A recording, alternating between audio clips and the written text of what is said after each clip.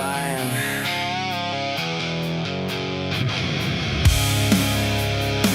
We're tearing the veil tonight.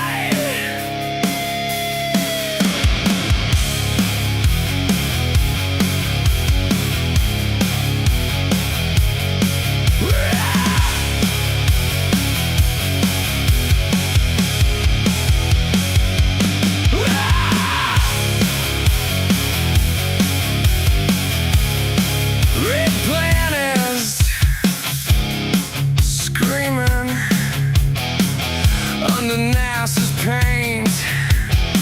They color correct the truth till it fades away. Face on Mars stares back with ancient eyes. Pyramids rising where the dead wind cries. Cylinders gleaming in the rover's glare. Stone circles standing like they don't belong there. Brian Corey Dobbs got the footage on lock. John Ward slicing through the pixels non-stop. Cosmos, Ricardo, Calvario, Jason Huffman, Shaman, 7-Eleven, Alexander Cheskewicz. We're all in. Mars disclosure live, ripping the lies apart tonight. Pyramids on Mars, life in the dirt, ancient cities buried. Feel the hurt. Mars disclosure. Truth is burning through the red sky. We expose the history, the nuked out past. Potential for life. It's ours at last.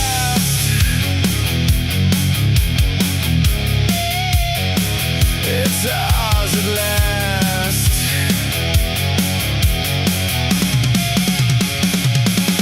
Xenon 1259 still ringing in the air. Somebody glassed the planet, left it bare. Blue planet red, got the proof on film. Independent eyes, we overwhelm. Rovers catch the shadows, artifacts in frame. They call it geology, we call it shame. Must disclosure live, ripping the lies apart tonight. Pyramids on Mars, life in the dirt, ancient cities buried.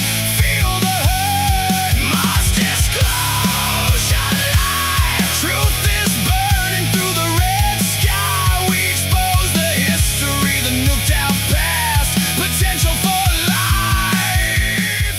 It's Sponsored by Spores MD for your personal mind-body wellness journey.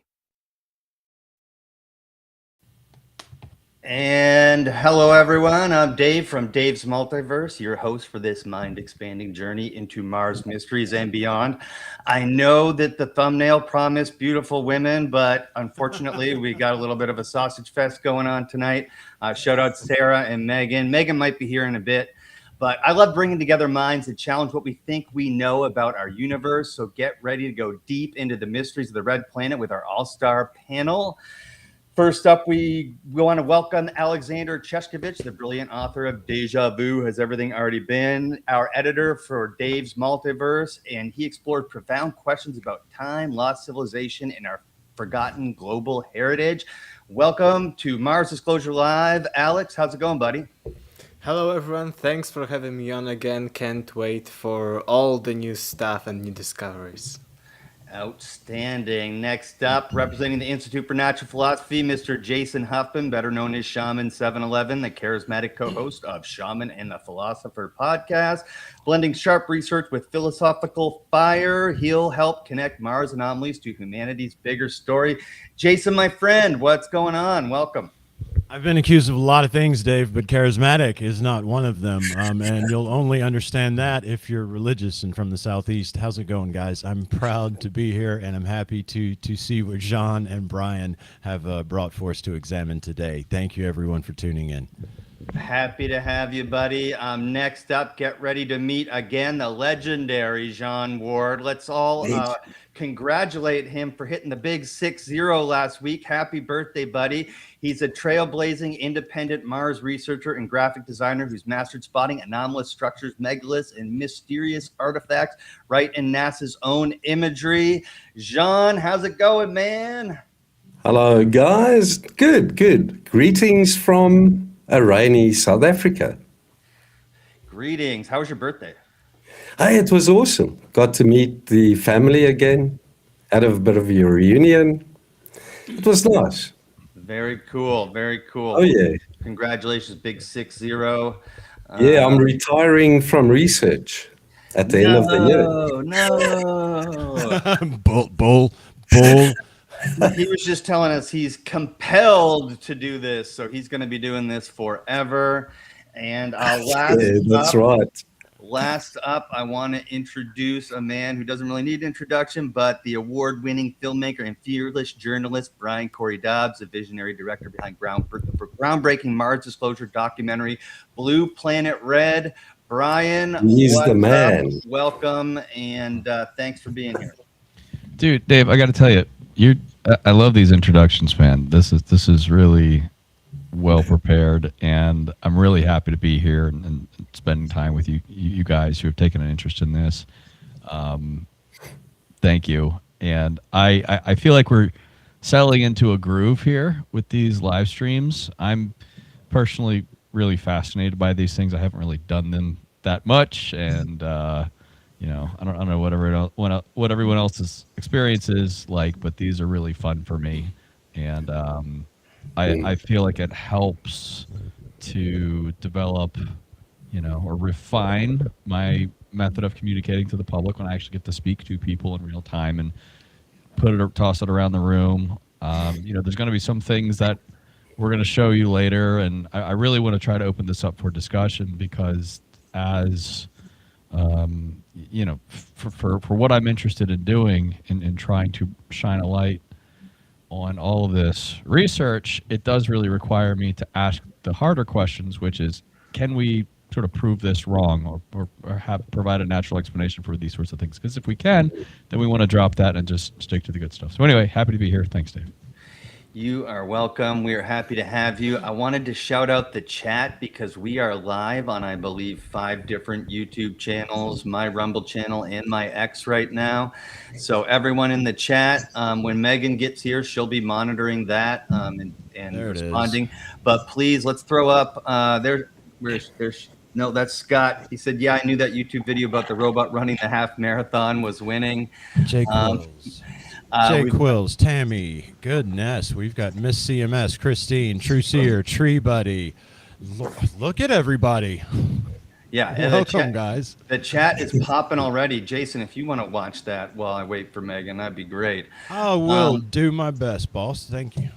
So Brian's been all up in my X lately.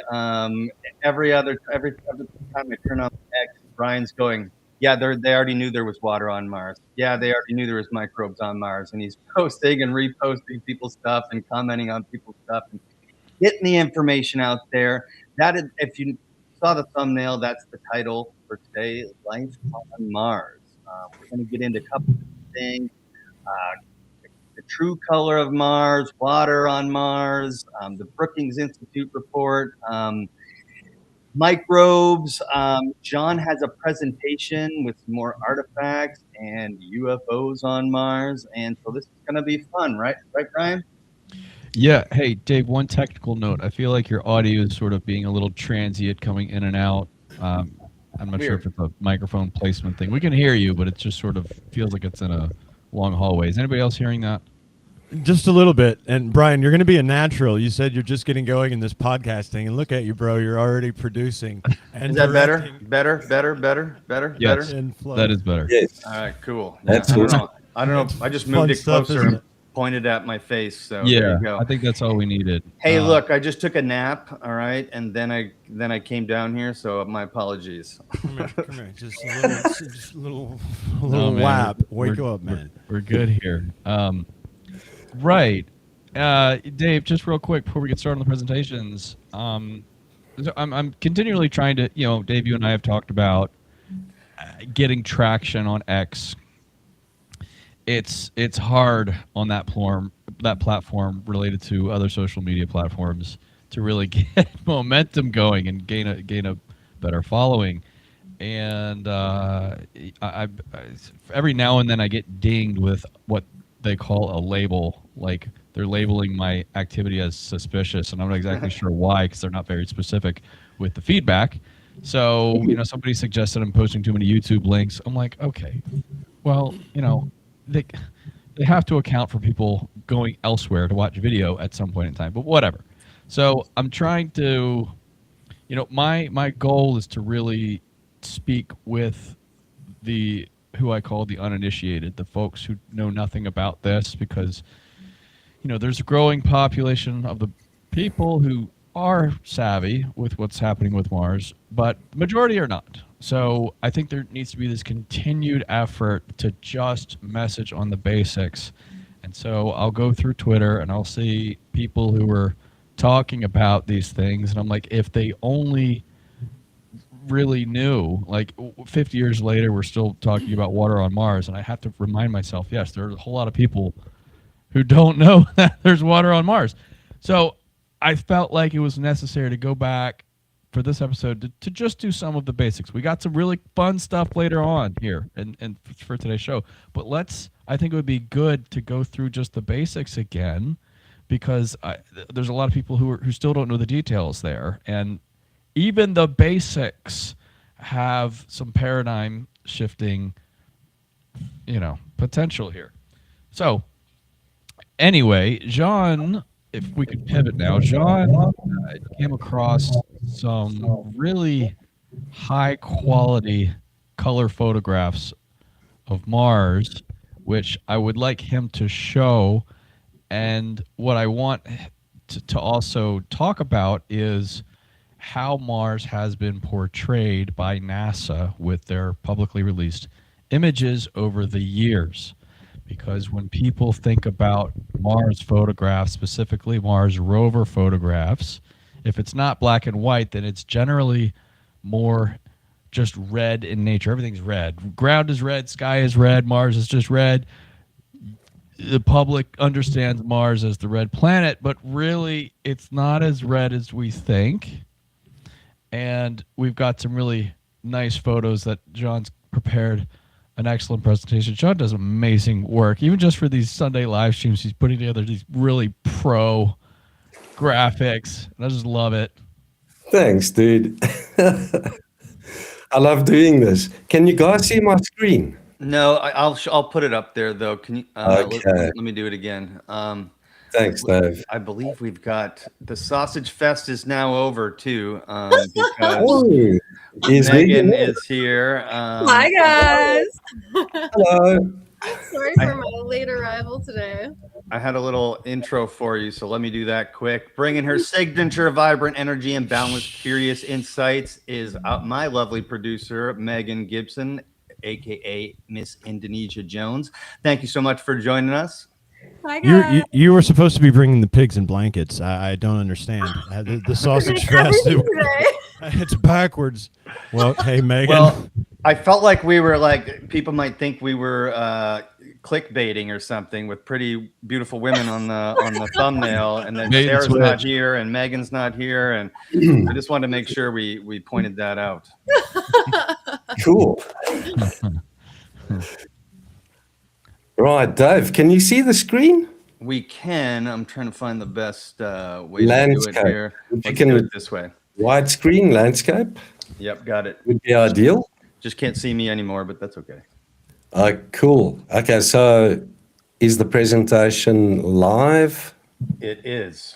Okay, so the NASA sources, the links are highlighted under the NASA sources, so you can go and check these out for yourself. So right into the presentation. Okay, so a live stream was held a couple of months ago by the Curiosity team. Curiosity, a decade on Mars. So Dr. Ashwin Vasavada presented this. He's the Curiosity project scientist, NASA JPL. And these are screenshots from this live stream presentation that he did. And these are mind-blowing. Color photographs of Mars with no red filter applied. This is straight from the horse's mouth.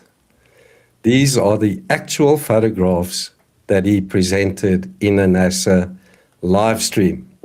So why do they always apply the red filter? So there you can see it's got a blue sky, right? Yep. Yep. Check that out. It looks like something you'd see here on Earth with a blue sky. Look at the rich, vivid colors. You don't see this typically on the NASA website. When you go to the Curiosity and Perseverance site, you get black and white with that strange grid, the what do they call it? The biofilter applied. It encodes color, but they don't release the color photographs. They are available on the NASA Analyst's Notebook, but you need an account. It's free, and it's very difficult to find these. But yeah, they are. They put these together for us. Check that out. The dark blue sky. This is incredible. And the media doesn't really say anything about it. And they don't question the red filter that's always applied. Check that there in the background, that blue horizon. These are astonishing photographs. Look at the rich, vivid colors that we see here. This makes me question, what else is NASA keeping to themselves? If they're releasing photographs like this, what else have they got in their archive? Just check this. Incredible stuff. The clarity on these, for whatever reason, they seem of higher quality than. Oh, They I guess are. what we can see here, this is a mosaic panoramic that was stitched together.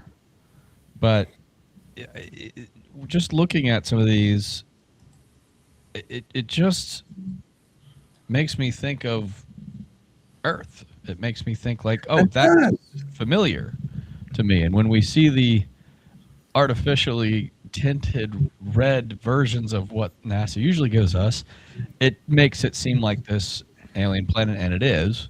But in actuality, it's a lot more like Earth than has been portrayed over the past half century.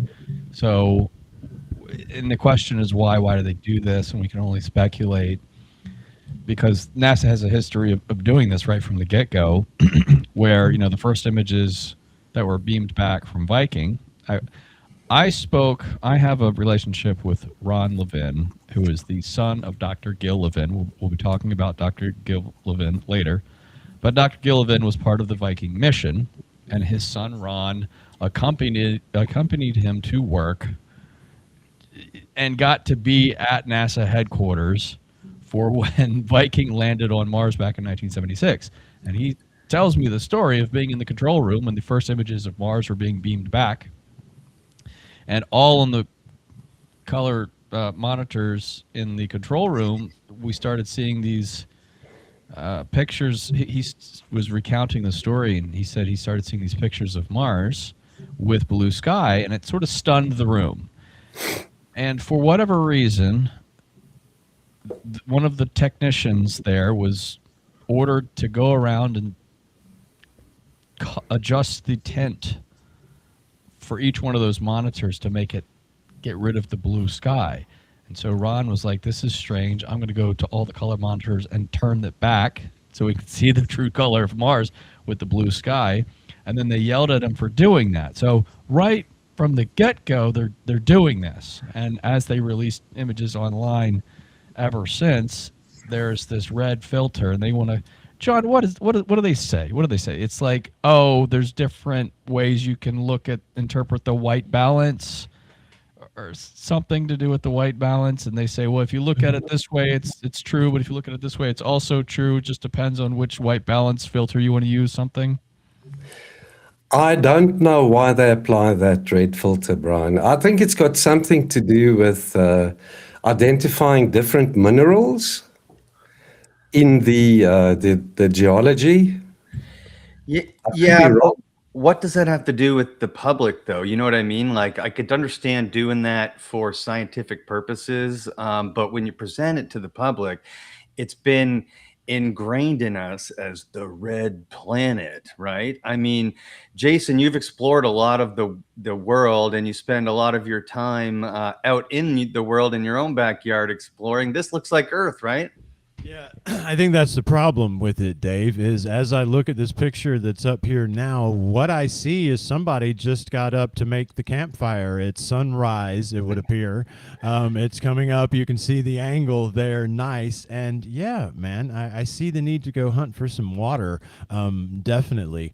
But yes, it looks like Earth. So perhaps if we're looking for a motivation, is that motivation enough? That all of these things they're trying to add up and go, let's just keep everybody away from sort of accessing what Mars has to offer. Somebody started with the red filter in 1953, and so they're just still doing it now.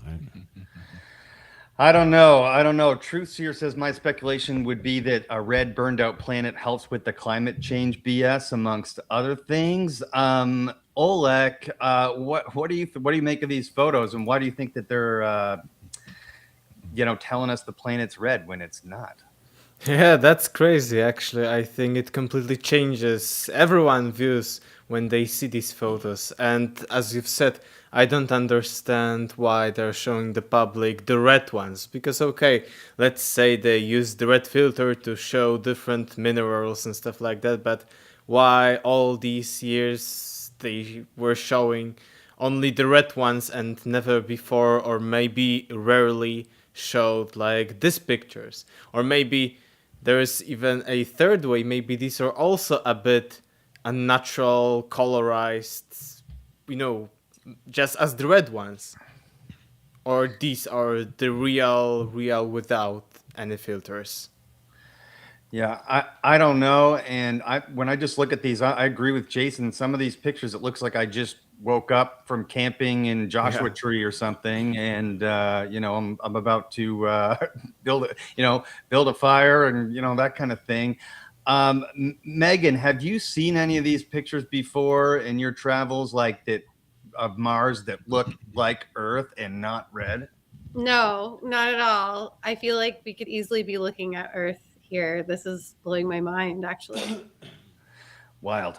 I think David, that's a good why, right, guys? Sorry, Brian, I didn't mean to cut you off, but that's a good why. I mean, look, these things that you guys are pointing out to us, you think perhaps NASA didn't know about them way back when, and they just decided we're going to obfuscate from the get-go, and if everything looks red and it looks foreign, nobody's going to glance. It's going to take a while before somebody says, hey, maybe something was there once. Sorry, Brian, go ahead, man.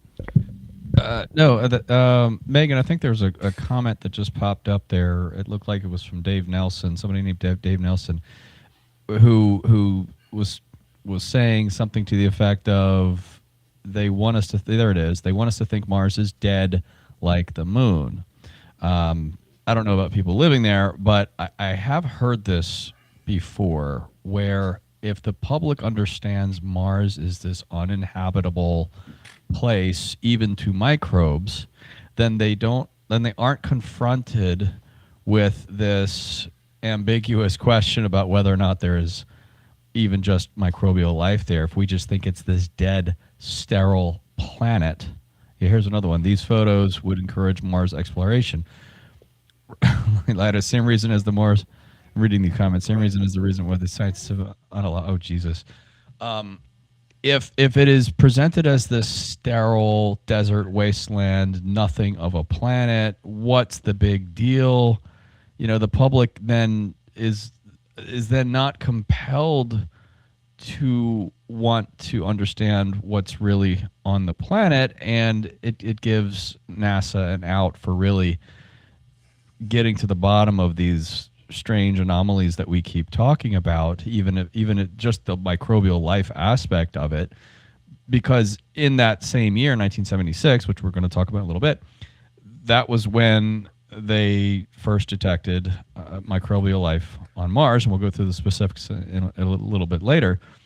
But and why they have backtracked on that and why they're wrong for doing so.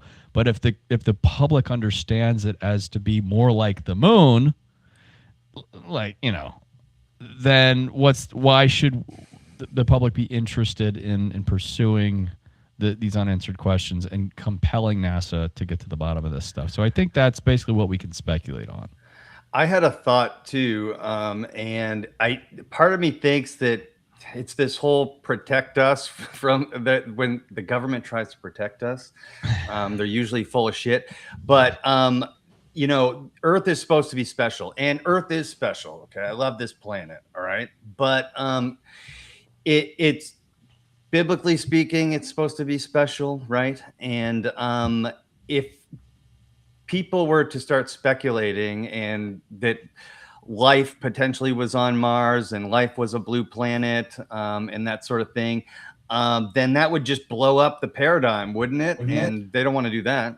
No, I mean, let me just say this as the dude, you know, with the cross around his neck, that no, because what the faith tells you is that currently this is a divinely ordained and protected and special place. It doesn't say forever in all ways. It doesn't say for all the things that you are not aware of and you cannot consider. It says right now for you and your concern in this reality, right? So it's actually, I just hate to interrupt, but that's perfect. It aggravates me when people use that excuse and say ontological shock, you're going to blow the faith up. No, it doesn't, because the faith is the plan for this place, right? It's not. It has nothing to do with what was or what will be, does it now? Not when you really get down to it. So if we're honest, this is a straw man, this ontological shock. You know, I'm much happier to hear about possibly a grand, exciting, multi-planetary hopping story that is my actual heritage, rather than some little mudman that hid in caves until 6,000 years ago. For some reason, 300,000, I was just scared and couldn't make fire. You know, that's not a story that I'm excited about. I wanted to shout out my oldest friend. I've known this dude since I was 8, Graham. But he said, wouldn't the red be some sort of optical illusion with light bouncing off of the brown red dirt? I've heard that before too. He says it looks like they have red dirt in PEI Canada. Maybe the images are from PEI. We hear that a lot, like from quote conspiracy theorists, that they're showing us pictures of places on Earth and pretending they're Mars. Devon Island comes to mind. Yes. Yeah. What do you think about that optical illusion idea? Well, I do think that the planet is overall more reddish, sure, because it's covered in rust, and rust is reddish. So the red planet, I'll give it. That's fine. I'm not gonna, you know, technically it's more like, just think about it this way: redheads. We say redheads. I mean, they have orange hair. Okay, but we say redheads, it's just easier, right? So I don't mind calling it the red planet, but when they want to exaggerate the red at the cost of us understanding what the true history and the true nature of the planet really is, that's when we start to have some conflicts there. So, you know, my astrobiologist friend Barry DiGregorio, who we will be talking about at a later point in time, and his contributions towards the study of Mars here, you know, he likes to refer to the planet as a butterscotch planet. I'm like, okay, that sounds cool, but you know, red planet is here to stay. Two things can be true at the same time. Like it's reddish. Well, let's just say red planet. It's fine. You know, and Dr. Brandenburg says, you know, it's covered in red Georgia clay. So there is some aspect of red. It's fine. You know, it is. Imagine if it wasn't, then the documentary needs to change. The name of your documentary will need to change. It's here to stay. Red planet. Butterscotch Planet Red. Butterscotch Planet Red. No, Blue Planet Butterscotch. Sorry. Right. Yeah.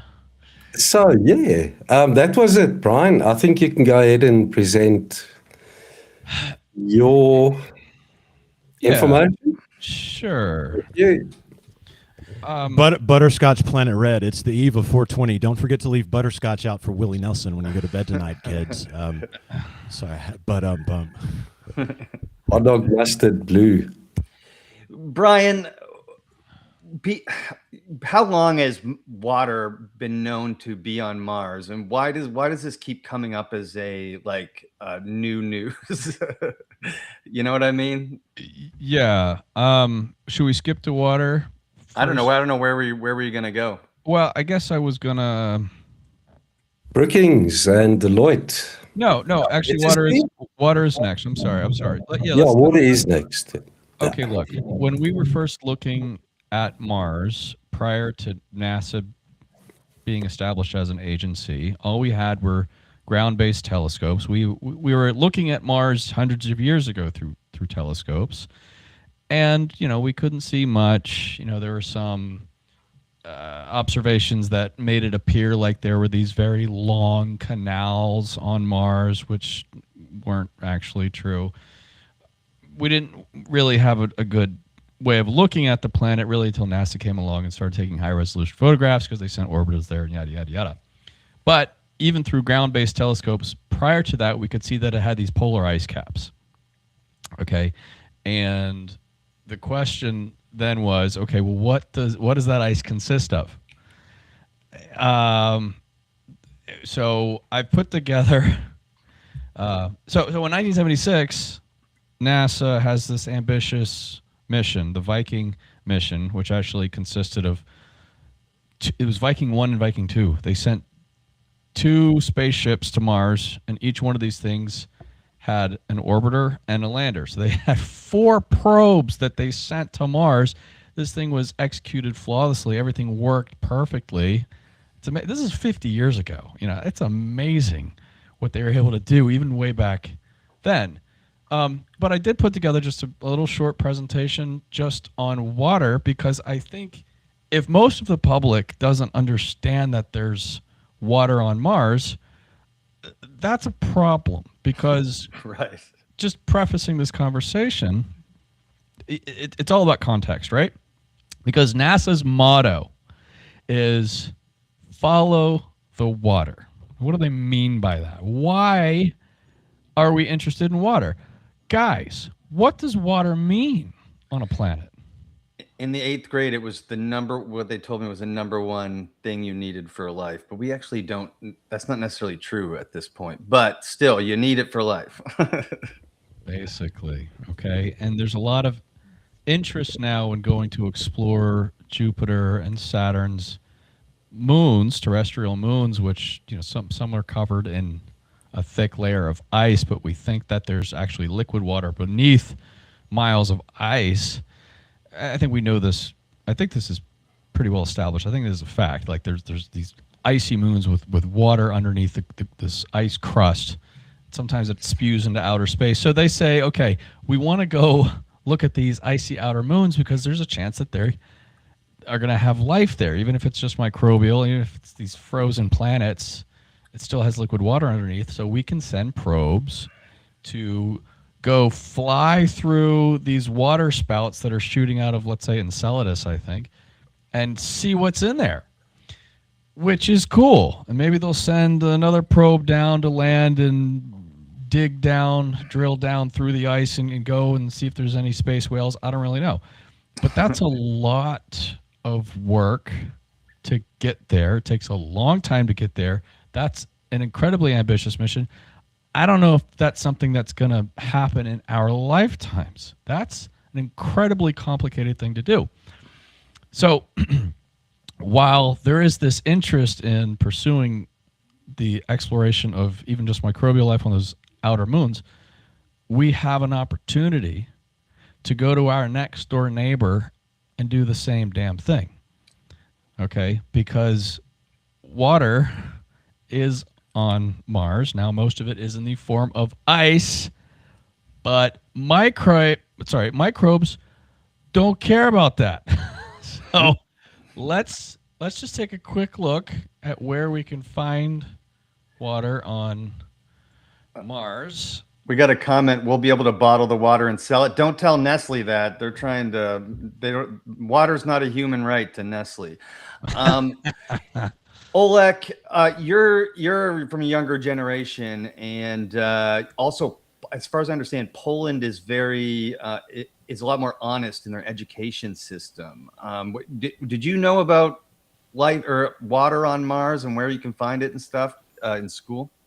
Yeah, I think in my generations and above, it is in educational system a common knowledge that Mars have this water frozen, and I even think it's actually nowadays a common knowledge in the educational system, of course, not like among the public, but when you're listening to the teachers and reading the textbooks, that Mars once was, different than nowadays. It wasn't that dead, but it was more, maybe not filled with life, of course, according to them, but at least this water, it was more like Earth, and I think it is in the curriculum, so it's changing.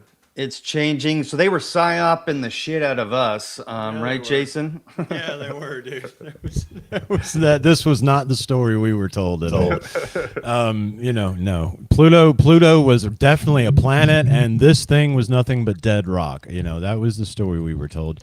And the story we were told was that there was no water outside of this precious sphere, and then just to hear a minute ago Brian say, we've got moons that eject it into space. So essentially, bacteria and water are just floating through space. And as you say, Nestle and the WEF think they can turn it into tradable and taxable credits.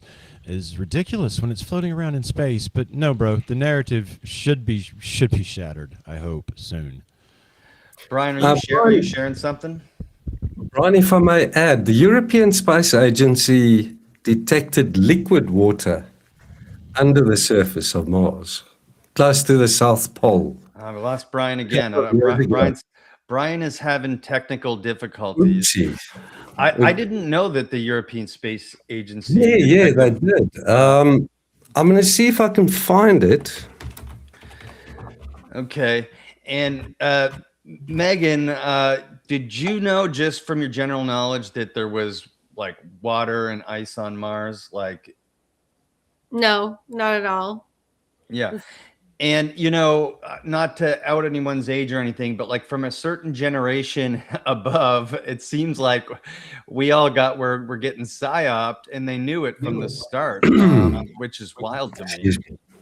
Okay, yeah, I've got an overview. ESA missions have identified significant water, including potential liquid water hidden under the Mars's surface. Key findings from Mars Express show evidence of liquid water beneath the South Pole, while the ExoMars Trace Gas Orbiter detected vast amounts of water ice in Valles Marineris Canyon system. I wonder how they know that. I'm science illiterate for the most part, but I wonder. I shouldn't say that out loud. Shit. I wonder how they're able to tell that through their what tests or whatever that they did, what scans, you know what I mean? Don't feel bad, Dave. I went to the same public school you did. It was intentional, bro. It was similar to LiDAR. Okay, similar to LiDAR. Yeah. Maybe it's SAR scans picking up second sphinxes on Mars. You need those there for sure, especially to check what's underneath that huge pyramid I found. For sure. You good, Ryan? Okay. Yeah, sorry. I was having some tech difficulties over here. I apologize for the interruption. All right. MRD onto you. Yeah. MRD. It's Nestle, man. Nestle's an evil organization. They're watching everything. They don't want us to know that they're commoditizing water on Mars. There you go. Knocking you out. All right. Nestle, WEF, and NASA have teamed up to take down Mars Disclosure. That damn rabbit! I always knew he was evil. That rabbit always gave me the heebie-jeebies. So Yeah. I never trusted that Nestle rabbit ever. Brian's sharing something here, so let's go. Okay. Can you guys see this? It says water. Yeah, we got you, buddy. All right. Cool. All right. So is there water on Mars? Yes, there's water on Mars. And here's just one crater. Wow. On Mars. This is a really fun photo to look at. Okay. And this crater is, I believe it's at the North Pole of Mars. And this crater is 50 miles wide. Wow. Okay. So, when we look at these high resolution satellite photographs, everything kind of looks small, but when we can get in and see things up close, and credit goes to my buddy Tom McNear for showing this to me. And I'm just one of these interesting ones that I saved because it's just exactly, Dave, like, just looking at it, it's wow. Like, look at that. And how much water is that? Okay. It's 500 cubic miles of water. All right. And that's just one crater. But if you look at where this one crater sits in relation to the rest of the North Pole of Mars, okay, it's just a small little piece. Amazing. Dude. As a Canadian, all I can think of is I want to shovel out a little space on there so I can play some ice hockey. That is wild. Why is everything on Mars, it just seems so big? I mean, 50 miles wide. What does it make the walls of those craters? 10 miles high? And then you show me that it's the tiniest part of the feature.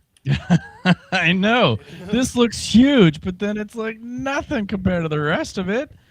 So if all of that ice melted, I mean, we'd have an ocean right there. There's an ocean of water right there. Okay. Now, the polar ice cap of Mars is a mixture of H2O and CO2. All right. But it is mostly, it's miles thick. It's hard to see here because it just looks like a light coating, but it's actually miles thick water ice. And then there's a thin layer of carbon dioxide ice on top of it. But the majority of it is actually H2O. And I mean, it's just a lot. Okay. A lot of water just at the poles. And there's a southern polar ice cap as well. It's not quite as big, but still small ocean's worth, right? So we can obviously see these. They could see these even before NASA was an agency. We could see these through ground-based telescopes. We could see these little white things on the poles.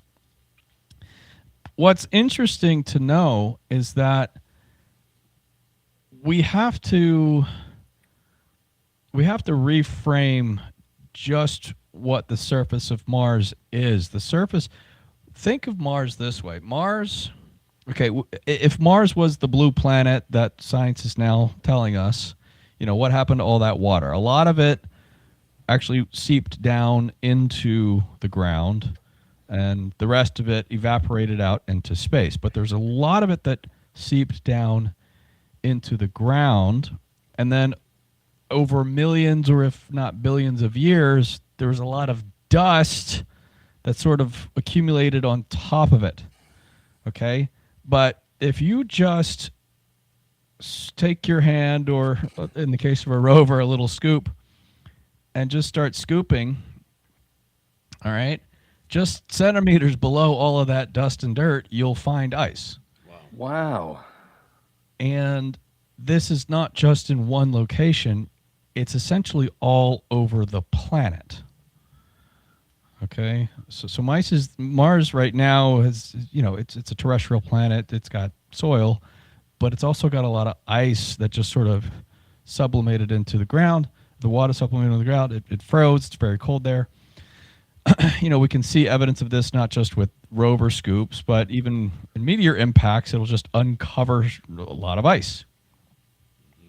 Insane. Look at that. Whoa. It's pretty cool to see these kinds of things, and I want to thank, again, my presentations are informed by the many people who have studied Mars in the years prior to me getting into this. So I really, again, want to thank the people who have taught me so that I could re-educate the public. And Barry DiGregorio, I'll be mentioning his name, but you probably don't know who he is, but we're going to be talking about his contribution towards this, and probably bring him on the show, Dave, at some point to talk about some of the more interesting discoveries that he's made. But in addition to the surface, we've got subsurface lakes and ice deposits, and even liquid water deep beneath the surface. You know, you'll see these things pop up every now and then in your news feed about how they did, I don't know, ground penetrating radar, and they can see these little pockets of ice and water all over the planet. And, Brian, can I mention something? That somebody brought it up in a comment. He's referring to extremophiles, and we know that life can exist in the most extreme places on Earth, even on the outside of the International Space Station. So why is it that there can't be life here too in these extreme conditions? That is the relevant question here, Dave, because NASA, the people who work at NASA are not stupid. These are the brightest individuals to go there and study planets and inform the rest of the public about things. Surely they are familiar with extremophiles and microbes in general. And that is the case that many people before me, and I am making now, is that while Mars is inhospitable to people, microbes are not people. Microbes don't require as much as people do to live. And we're going to be getting a little bit more into that in the microbe section of today's presentation. But that is the most relevant question that astrobiologists can be asking, because just looking at just the evidence for water and ice on Mars, most of it is ice, like 99% of it, okay? And the reason why is because the atmospheric pressure of the planet doesn't really allow water to form for long.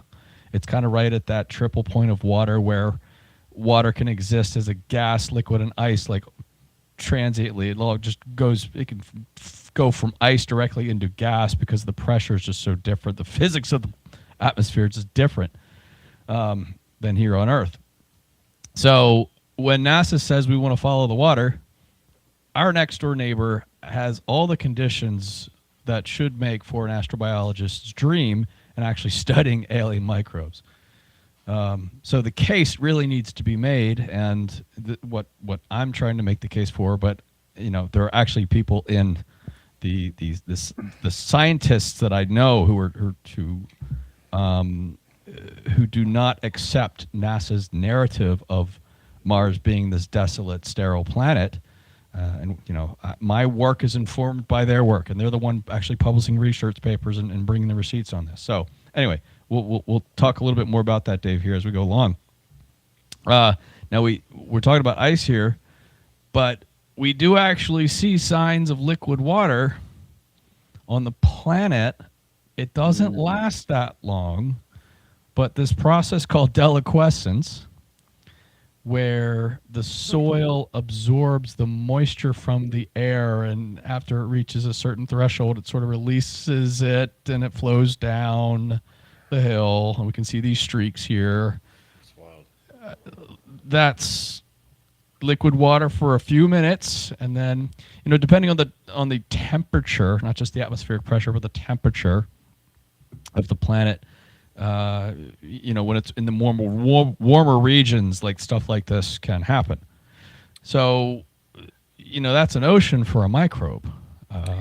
Brian, what was that word again? I've never heard that before. What is that? And how long does that last? Oh man, it's a funny word. Deliquescence. Just think of essentially the process of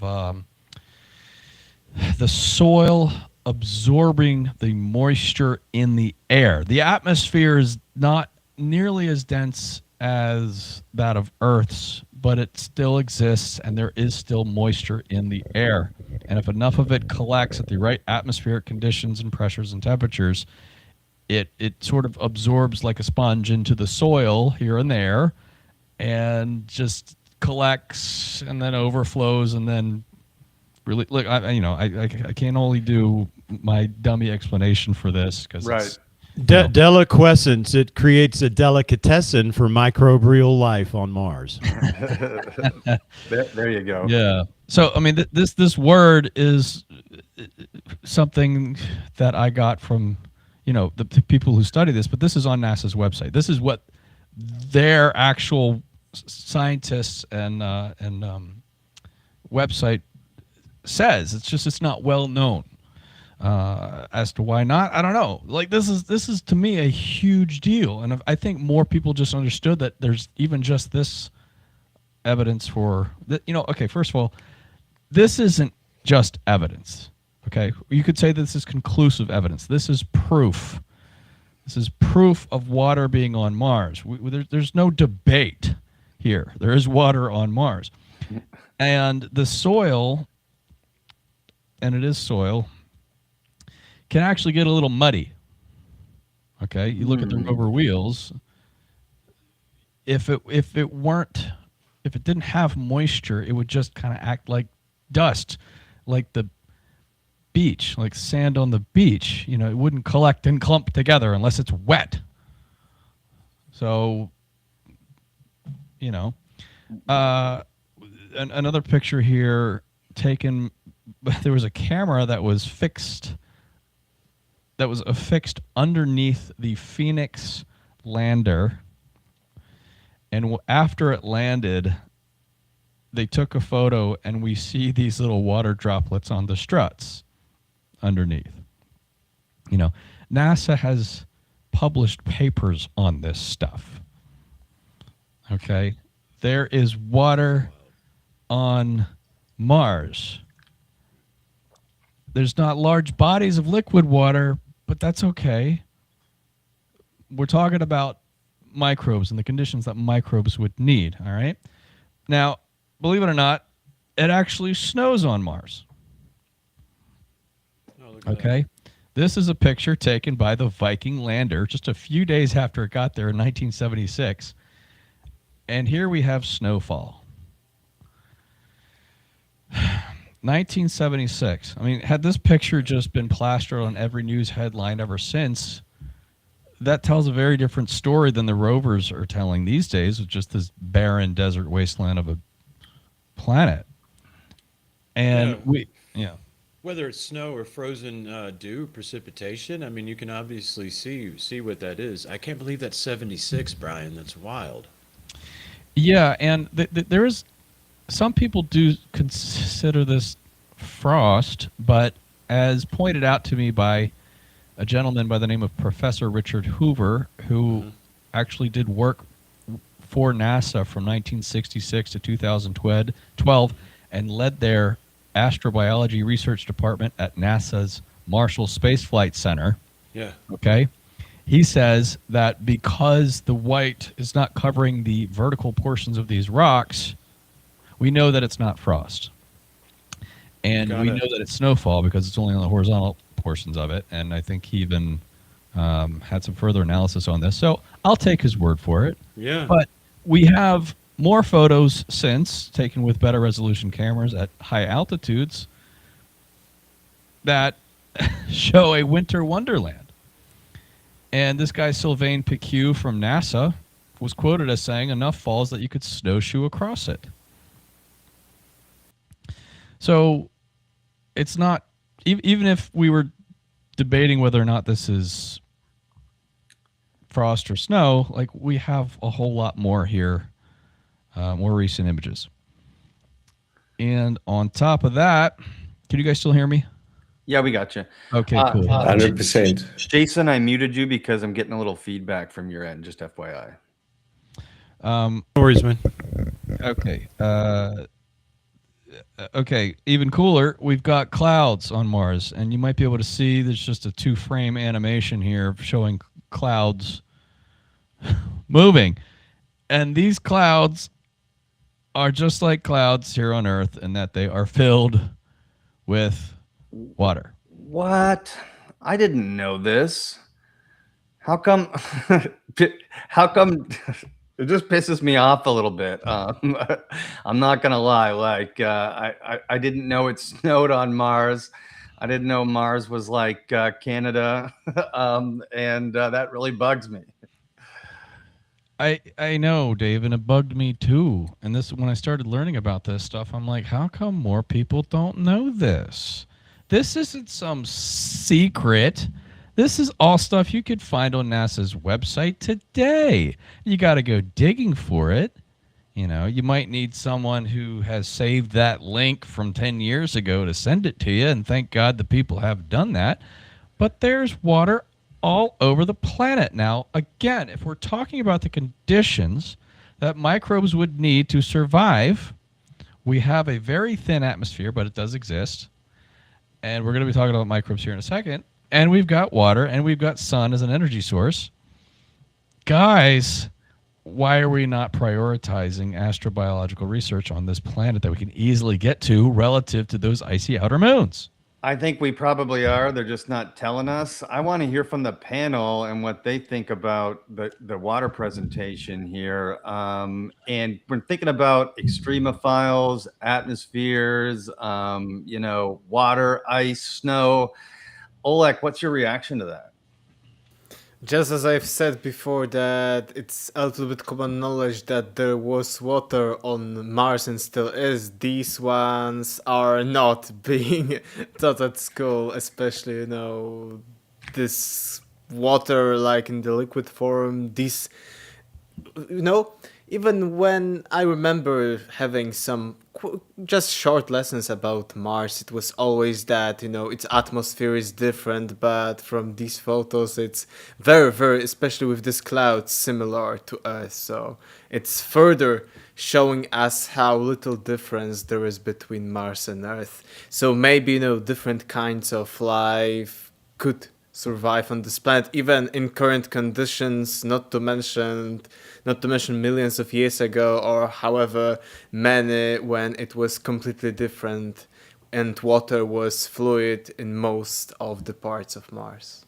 Yeah, maybe. And, first of all, I want to shout out the chat. It's absolutely popping tonight. Everyone's seems like they're having a good time and enjoying the show. We got people, somebody just commented from England, which is pretty cool.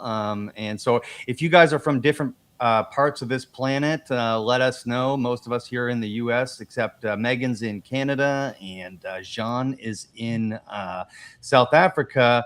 But Megan, I also want to shout out Megan's commitment to cosplaying for this Mars Disclosure Live. She looks great tonight. Megan, what's your reaction to that Mars water presentation Brian just did for us? Like, have they been able to take a sample of it? Does the rover have some sort of like microscope on it? That's what I want to see. I want to see like a close-up of this water. What sort of life could be in there on a microscopic level? Let's send some more little gadgets on the next rover. I'm betting they probably already did. What do you think, Jason? Oh, you're muted. I'm unmuting you now. Go ahead. Yeah, and let me know what that feedback is so I can see to it. It might be a golf game. Let me know. No, it's like a. Okay. I think it's gone. So no, listen, my take home is the photo from 76. Okay. I've been at it long enough with you guys that I'm a little bit over looking for life. I'm there, right? Coupled my intuition and your guys' hard work. I'm with you, and it's no big deal to me. Life is there. Well, the take home for me is the whole 76, when, that paints the picture for me of leadership that has had this information for a very long time. And Dave, you and I were in school well after 76, born shortly thereafter. So we were being fed knowingly misinformation, maliciously false information. That's my take home from this, dude. Life of some sort is there or was there, but the whole having this information and not giving it to the public freely and willingly, as is our right, is my take home. Thank you, Brian. Ontological shock my ass. Right. They could have told me that when I was 10 and I would have been like, sweet, there's snow on Mars. Like, I wouldn't have been like, oh, my worldview is wrecked. Now I'm not gonna get a job when I'm older. Like, give me a break. Dave, doesn't it echo to you the conversation we have a lot about transoceanic travel here on this planet? You know, it's like, give me a break. They weren't here before Columbus. It does nothing to me. Let's get on with the truth, right? It's sort of the same thing. I believe humanity's at a place where everybody's like, man, just quit with the BS. We have no problem. We already know. It's common sense that life is elsewhere. Quit, making us argue our own understanding of reality. I agree. Jean, water on Mars. Like, what the hell? Why aren't they telling us? Oh, I don't know. It's like the blue sky. And I think I presented when you did the interview with me, I presented the evidence Yeah. of those huge bushes and like tree-like shrub things growing next to what looked like a lake, like docking points on the one side. When I went to look at newer photographs of that specific site, there was nothing like that. It was just red. It's as if it was obfuscated. The older photographs reveal more than the newer ones. And I suspect it's because of the higher definition, and it's easier to make out detail, and then it'll blow their narrative out of the water. Pardon the pun. Yeah. Rubate asked. So Rubate, sorry, continue. Sorry, I didn't mean I thought you were done. I found traces of what microbial life would leave on the surface of rocks and on the sand, like desert varnish and things like that, like corals, finger corals, fossils, potential bones, the fish spines that I showed you guys. Remember those? I do, yeah. To me, water on Mars would mean there are current microbial life, cells or bacteria or something that's alive on the surface of Mars.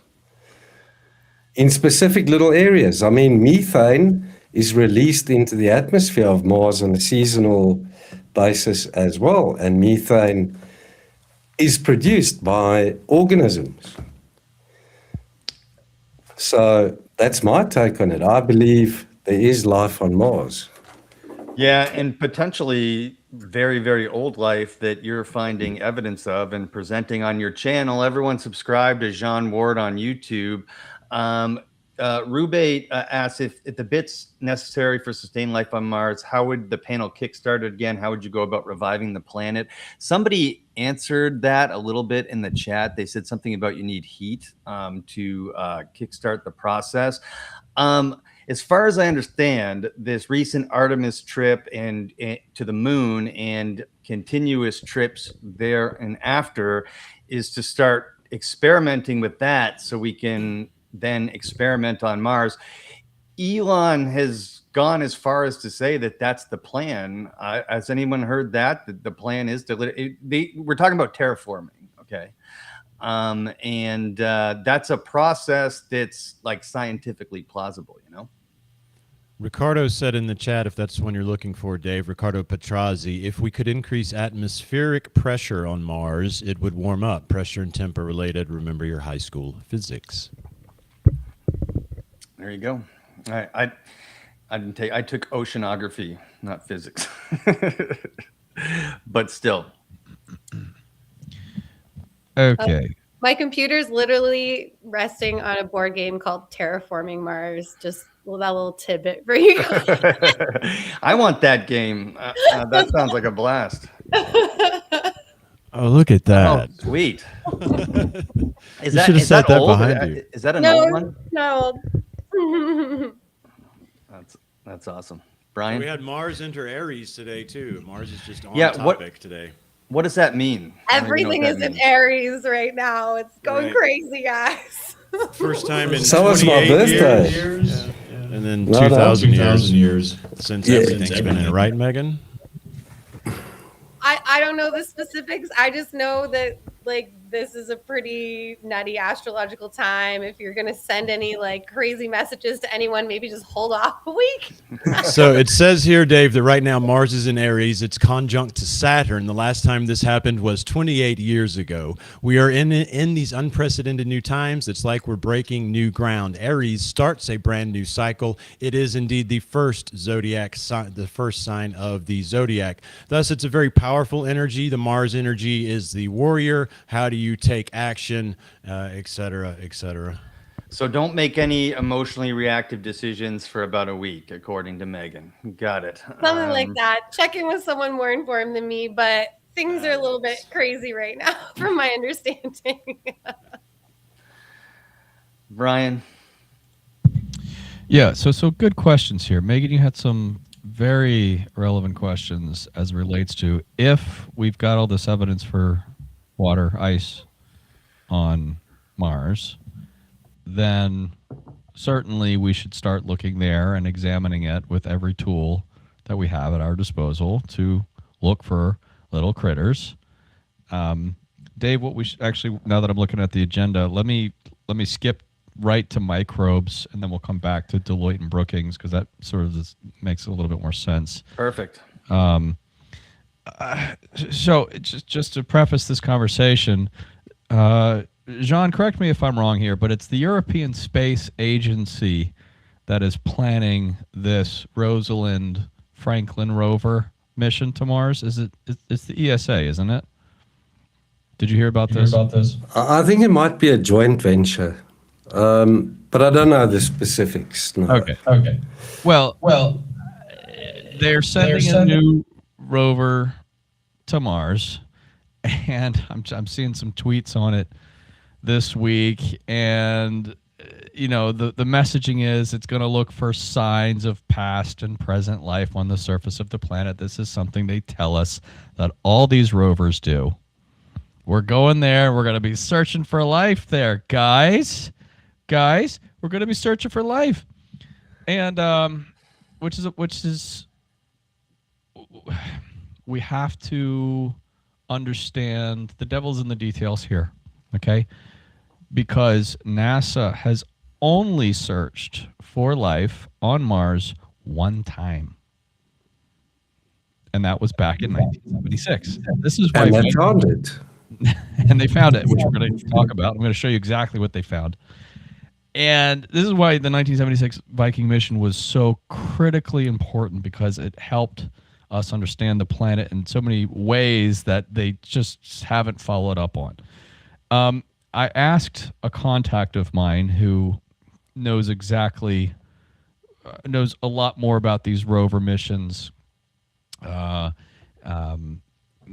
Without his name is Chris Temby. He's my go-to person for understanding exactly what's aboard these new rovers. And I said, "Hey, Chris, is it true that this new rover that the European Space Agency is going to send to Mars, will it have any life detection experiments on it?" And I'm just going to read a bit of his email. He says, "In short, no, not like Viking had. What it's going to have is a high-resolution spectrometer that scans across a wide range of wavelengths to study minerals and organics." Okay? But it is not it is technically not a biology experiment. So we're getting this tease again. And this is what all of the rovers have done. The public understands that NASA is sending rovers to Mars, and that they're sifting through very carefully with excruciating detail and looking. They're trying really hard, guys. They're trying really hard. Give us credit. We're trying really hard. We're doing the best we can. We're sending all these rovers, but they're not doing that. They're not actually sending biology experiments there. They've only done it once. So, mass spectroscopy is an important tool, okay? Scientists rely on this, where they shine a laser at something, see what frequencies come back, and they can kind of tell what that material is made out of. That's a really important tool. And it's a well-respected tool, but it is not a biology experiment. So they're misleading us into thinking that they're looking for life when no, what they want to do is look for everything around life. My friend George Howard, who some of you know, he runs the Cosmic Summit. Cosmic Tusk. Shout out the Cosmic Tusk. He's so funny how he characterizes this argument. He says NASA is interested in looking for the building blocks of life. We've heard this, looking for the building blocks of life. And he said, he's sitting there in front of me and he's telling me, well, Brian, I could look at you and say, well, there's the building blocks of life sitting right in front of me. But I could also say that you're also a living being, right? They're looking for the amino acids and organic material and minerals that could be possibly maybe indicative of past life, but they're not actually looking. So, okay, don't want to beat a dead horse. Let me get into my presentation. We'll understand exactly what I'm talking about here. All right. Mineral wealth. They're looking for mineral wealth. Yeah, that's the most important thing. Look, I like NASA. They give us so much good, okay? They give us so much good. We understand the universe. We understand a lot more about space because of them. But they're just leaving some details out. And if more people knew about this stuff, they might get as fired up as I do. So, and we've been talking about artifacts and pyramids and UFOs, which is cool. I find this other stuff to be equally as cool, but, it's still controversial among astrobiology community. Okay, can you guys see this? Wait, I got to share screen. Here we go. All right. Screen one. Boom. All right, microbial life. You on that, Megan? Yeah, good. Okay. You guys can see this? Yes, sir. Okay. Guys, where do microbes live? Water. On me.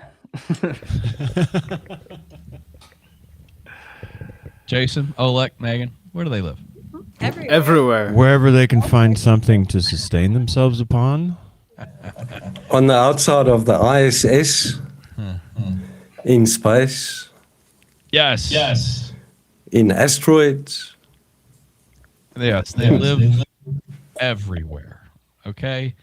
In fact, someone made the comment of extremophiles. Microbes can be found high in the atmosphere, deep in the crust of the earth, in hydrothermal vents, directly in ice. You just said it, Jean, on the outside window of the International Space Station, and most fascinatingly, directly in nuclear waste. Wow. Okay? We know this. This is facts, right? So, should it come as any surprise that we can consider the possibility of microbes living in the dirt on the surface of the Martian world? It's literally our next door neighbor, so it's not a stretch.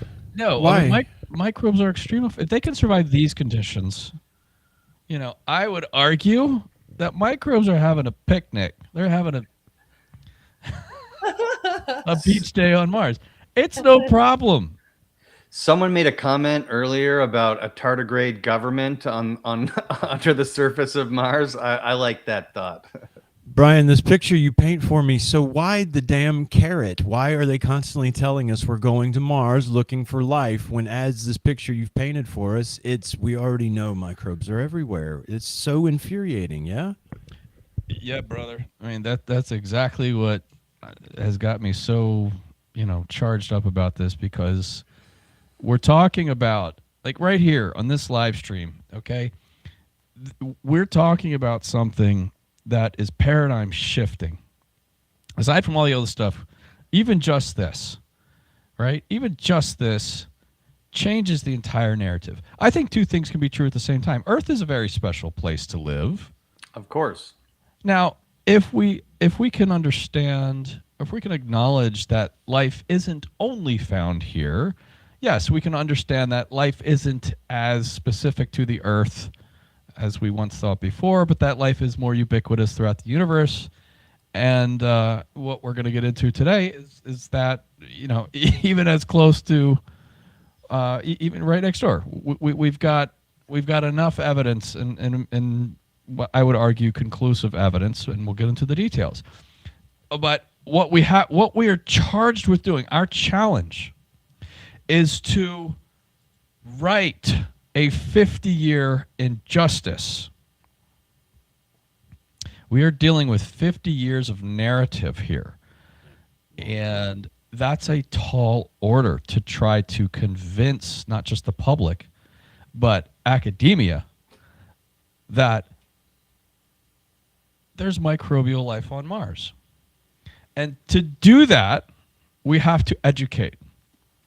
We have to educate the public, and we have to educate academia. Now, academia should be educating themselves, but in my experience, they're not. I've spoken with enough astrobiologists to know that they don't know the history. And look, I didn't know it either. But then I started digging. You guys ever dig for stuff? Like go down rabbit holes and meet people and like, holy shit, I didn't know this about that, whatever, right? You meet people who know more stuff than you, and then you just soak it in. You're like, how come nobody else knows this? So the astrobiologists are people too. They were taught just like we were taught certain things about life, but you have to be open to hearing things you haven't heard before, even if it's not the consensus. Consensus can sometimes be wrong. So let's talk about the history, of which I would argue, again, most astrobiologists don't even know. In 1976, they sent 2 of these things down to the planet, okay? This high-tech, yet, relatively speaking, hideous piece of machinery. Okay, but it had a bunch of cool stuff on it, man. It measured the atmosphere. It actually did have biology experiments. In fact, it had 3. I'm sorry to laugh. I'm not sure I'd make it to the grocery store in that thing, let alone Mars. But all right. That's great. Yeah. Who's homeboy here? Who's this guy? Carl Sagan. Oh, okay. Yeah. Right. Oh, posing in the desert where they pretend to go to another planet. I see. That's just perfect. So But the desert looks just like those photos you showed us of Mars earlier. That's So what I'm saying. Right. It's all- they could get away with it. It's too much, Brian. They're trolling us with Carl Sagan in front of that thing in the desert. yeah. So for those of you who are familiar with Carl Sagan and his Cosmos, he had a Cosmos book and a Cosmos TV series back in 1980. Yeah, there was actually an episode entirely devoted to Mars, and it's a wonderful series, and he's such an excellent presenter. But he was talking about the significance of this mission even back then, and even in that episode, he's talking about pyramids and stuff, man. But anyway, we'll get back to that later. This lander, and again, there were 2 of these that were sent to Mars, landed on opposite sides of the planet. Each one was equipped with 3 biology experiments, okay, life detection experiments. These what it was called. One was called the gas exchange, pyrolytic release, and labeled release. Now, as you can see here, there was this box that they had to fit all of these experiments in, right? And here's just the schematic of this is the life detection component of the mission. And they had to fit in 3 different biology experiments. What we're going to be focusing on mainly is this 3rd one here called the labeled release experiment. Okay, and it's just a general schematic of how it works, and actually just to make it easy to understand, I came up with this, okay? What the Viking lander was equipped to do is it did have a little scoop, okay? You know, if we want to go study the soil and see if there's any microbes living in it, well, what do we got to do? We got to go dig a little bit up and take a closer look at it. So that's what this thing did. It had a little arm, it gathered some soil, and it brought it into that life detection component of the Viking lander, and then it split the soil up and ran it through the different experiments, and each one was either looking for microbial respiration or microbial metabolism. Okay? And this labeled release experiment was designed to detect microbial metabolism. All right? So what it did was it scooped up the soil, and Viking was equipped with a nutrient solution that it just poured into the soil to see what would happen. Okay? Because if there were microbes in the soil that ate and metabolized this food, they would produce gas. Oh, that picture. Oh my goodness. It's Methane. Methane. Mm. okay. The rovers have detected lots of that. It was that simple. Okay. Now, this experiment was not designed by NASA. This experiment was designed by Dr. Gil Levin, who got a bachelor's, master's, and PhD in sanitation engineering. Prior to being a part of the Viking mission, he designed this gizmo all by himself for the sole purpose of detecting whether or not the water and soil he was, to test water and soil to see if it had any pathogens in it. Okay, being a sanitation engineer, you got to figure out whether or not the water supply is any good or if it's going to make people sick. So he designed this thing single-handedly. All right, and this labeled release experiment was run over 4,000 times here on Earth. It tested everything from moon soil to the Antarctic soil. It never produced a false positive nor a false negative. In my opinion, I consider that to be a perfect test. And you know NASA. NASA only wants to send things out into outer space that they can rely on to work. They don't want to send things that maybe work, but no, they need redundancy. They want mission critical elements to their engineering. They do fantastic engineering. And thanks to geniuses like this guy, they could send up a biology experiment to Mars and know that it was highly reliable. Okay?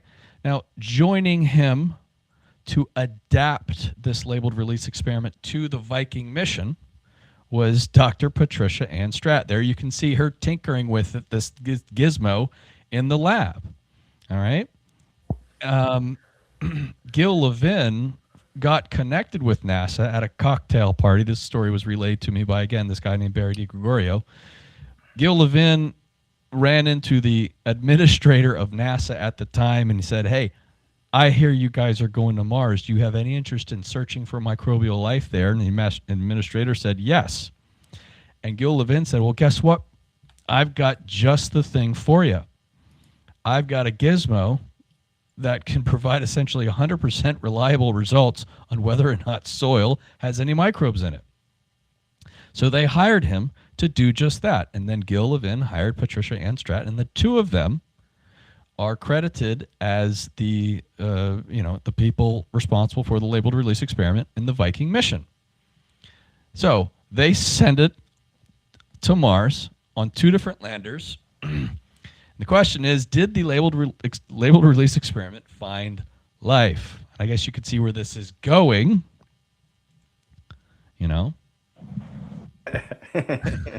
Okay. It did exactly what it was designed to do, not at just one landing site, but at two. I'm really enjoying the humor in the presentation as well, just because it highlights the sort of ridiculousness of the narrative we've been fed, right, Jason? Yeah, and I completely agree, man. It's as it should be handled, with humor, and because it's as you said, it's humorous, dude, that they're still trying to tell us they're going for microbial life, and you've just shown me this perfect experiment that they took up there, looked for microbial life, and as I see in front of me, twice went, hell yeah, because we found it. It's Lies, such lies. Shout out So- to Stone Cold Steve Austin too. And we're going to get into why they've backtracked on this, and I have to explain all this. There's 50 years of history that needs to be condensed, and then people need to understand. Now, look, you don't need to take my word for it. Again, I'm just the guy covering the stuff because I find it all very fascinating. I wouldn't know any of this stuff if it weren't for the experts who have actually done the hard work at studying this stuff. So here we can see Dr. Gil Levin, our buddy George Howard. He's very familiar with all of this. My current go-to guys on all of this are Stephen Benner and Barry DiGregorio. Barry DiGregorio actually wrote a book called Mars the Living Planet, which is basically a recounting of the entire Viking mission, specifically these biology experiments, and also serves as a biography for Gil Levin. So he was doing all of this 30 years before I was, and he's got an incredibly great book for those people who want to know more about the details. All right. But Dr. Stephen Benner characterizes these 3 biology experiments, and he says that basically all 3 Viking biology experiments produce results with autotrophic microbial respiration and metabolism. I left that off there. But in other words, NASA detected active microbial life on Mars in 1976. Okay. Benner has either excruciating or exquisitely detailed analysis of all of this on his blog. He's published. He's an award-winning biochemist. He's invented an entire field of biology called synthetic biology, where he makes alternative forms of DNA. Okay, the guy's a genius. He's studied all of the Viking mission logs, like everything. He knows these things inside and out. He knows the Viking biology experiments better than anybody on the planet. Okay, he is my go-to source on all of this stuff, and he's not wrong. All right, so why didn't NASA break out the champagne right then and there? Okay, because NASA, they're like, wait a minute, okay, Gil, and other, the other biology experiments, they tested essentially positive here. Why did NASA call a timeout?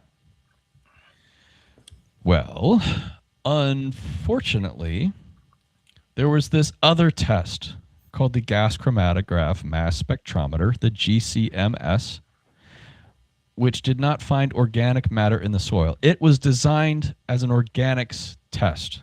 Okay, this was not considered a biology experiment because all it's doing is testing for organic matter. And what is organic matter? It's, when things die and they decay. Okay, it's compost, it's leaves when they die and, turn into organic matter that enriches the soil that then new life can spring out of, right? This did not find any organic matter in the soil. Let's see here.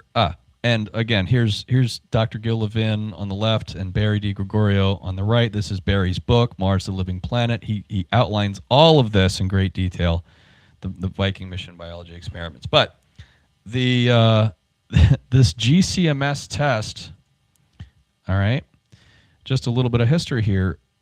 They sent both the GCMS test, this organics test, and the labeled release experiment by Dr. Gil Levin, they sent it to Antarctica. Prior to sending it to Mars, they wanted to test the Antarctic soil to see if it had any life in it and to see if it had any organic matter in it. Now, they knew this, they studied Antarctica enough to know that there is both life down there and organic matter in the soil. There's vegetation native to that continent. Okay. Unfortunately, the GCMS could not even find the organic matter in the soil of Antarctica, but they sent it to Mars anyway. This to me is a tragedy. So essentially, it wasn't sensitive enough to detect the organics it was designed to look for, but they still sent it to Mars anyway. And because it came back negative, NASA was forced to reckon with this question: how do you have life on Mars without any organic matter? I think it was intentional as a cop-out, a built-in plausible deniability thing. I didn't know this. This is incredible. Yeah. Doomed to fail. This is why I get so fired up, because this biology, this organics test essentially nullified the positive results of all 3 biology experiments. And because of this, NASA wasn't so enthusiastic about saying we've discovered life on Mars. They said at first the test results were inconclusive. And this is what most astrobiologists will tell you today. They'll say the Viking life test results were inconclusive. They don't know why. They can't tell you this because they haven't studied the history. How do I know? Because I've talked to them. And this is what frustrates me. They don't understand the history of their own field. This is arguably one of the biggest questions mankind has been left to reconcile. Is there any life anywhere? And we discovered it in 1976, and one faulty or insensitive, a test that wasn't sensitive enough is going to determine the whole narrative for 50 years? I don't think so. Okay? Now, what makes this story even worse is that NASA had a chance to fix this narrative when the Curiosity rover found the organic matter in the soil of Mars. It's there. It's always been there. And had they found it in 1976, I think, we can only speculate, but perhaps their narrative would have been, yep, we found it. So because they didn't find the organic matter in 1976, they had decades of people publishing research papers saying, well, if it's not life, then maybe it was a chemical reaction. Isn't that what life isn't life a chemical reaction, Brian? Strictly chemicals relating to oxidants and sunlight and things of that nature. And a lot of people have adopted that narrative. I'm not sure if it's part of my slide, but we'll get into it. Let's see, what's the next slide here? Okay, yes. NASA says evidence for microbial life on Mars is ambiguous, or worse, there's absolutely no evidence for life on Mars. And of course, this is just plain wrong. Astrobiologists don't know this. Ask me how I know. Yes. Okay. You guys know the James Webb Space Telescope, right? Oh, yeah. Okay. You might have seen headlines over the past couple of years where scientists, you can see here, detect signature of life on a distant planet. Scientists are using the James Webb Space Telescope to look at the atmospheres of planets circling other stars. And headlines were made as recently as last year saying that scientists have spotted signs of life on other planets. Okay? They found you've heard this other word, biosignature. They found a biosignature in the atmosphere of exoplanets. And what the James Webb Space Telescope is looking for that caused all this commotion is something called dimethyl sulfide. Dimethyl sulfide is a biosignature. Okay? Dimethyl sulfide is an organic substance produced by marine algae that gives us the smell of the sea. Okay? Now, guess what? The Curiosity rover, when it found the organics on Mars, it also found dimethyl sulfide on Mars. Why haven't we made a bigger deal about this? Why didn't this make headline news like the James Webb Space Telescope exoplanet atmosphere stuff? It's right next door. NASA on their website said that dimethyl sulfide on Earth is only produced by microbes. Okay? You can only get it by active microbial life. It's the only goddamn thing that makes it. Okay? So again, you can see why I'm sorry. I'm getting charged up as I go. No, through I it. can. I'm just laughing because I can hear your. This is the tone I hear in your X posts. I'm sorry. I know. I gotta. I know. You got a prescription for me, Dave, that I'm gonna work on here. Oh yeah. Oh, Let it yeah. out, Brian. Let it out. All right. Okay. Next, Dr. Sergei Pershin, who worked as a principal investigator for certain NASA missions in the year 2000, he discovered organic pigments. Through the use of spectroscopy, he discovered organic pigments. Now, does anybody know what I mean when I say organic pigment? What is an example of an organic pigment? I don't know. Oleg, do you know? There's a I bead- think it's shown on the slide. Green. That lipstick that Megan is wearing comes from a bunch of tiny little female beetles. I forget what they're called, but they're red, and they have to grow like thousands of them and grind them up to make the red pigment that goes in Oh lipstick. no, this comes from Mars, guys. This is straight from Mars. There you go. Who said green? Dave, did you say green? I said green, but because Oleg said it's on the it's on the slide. But yeah, then when you think about our planet, it's green and blue, right? Okay, so this word pigment is another word for saying what? Color. Color. Okay. So what is a color here on Earth that we associate with life? Green. Green. Like what? Trees? Yeah, trees, Okay. bushes, yeah, all that. What stuff. Grass. gives plants their green color? Chlorophyll. Oh, you beat me to it. Chlorophyll, more like borophyll. There you go. And guess what? Dr. Carol Stoker, who still works at NASA today through the use of spectroscopy, found chlorophyll on Mars. What the?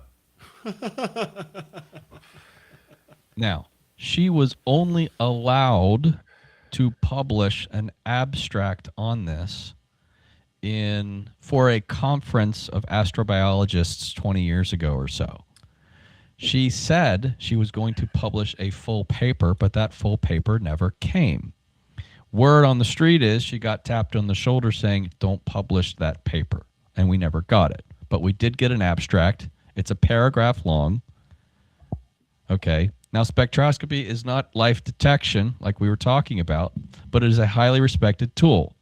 Now, even if it's not true, I would hope that those at NASA would at least want to follow up on this and at least confirm or deny, because chlorophyll on Mars sounds to me like a pretty big deal. We're going to talk about, okay, so next, when people say the mainstream astrobiology community wants to tease us with the possibility of finding microbial life on Mars, and because they've adopted this narrative that they never found any on the surface, that it must be underground. Maybe it's still there, but it's underground, okay? But I'm arguing that no, it's still on the surface, and we're going to talk about the surface and the importance of that in a second. Jean, you mentioned this a moment ago. Has anyone heard about rock varnish? Desert varnish. You guys ever see this? It's this black coating on rocks. Uh-huh. Okay. Sometimes you'll even see black coating on rocks, but some of it's scraped off. Ancient cultures use this and they scrape off and they make these petroglyphs. Okay.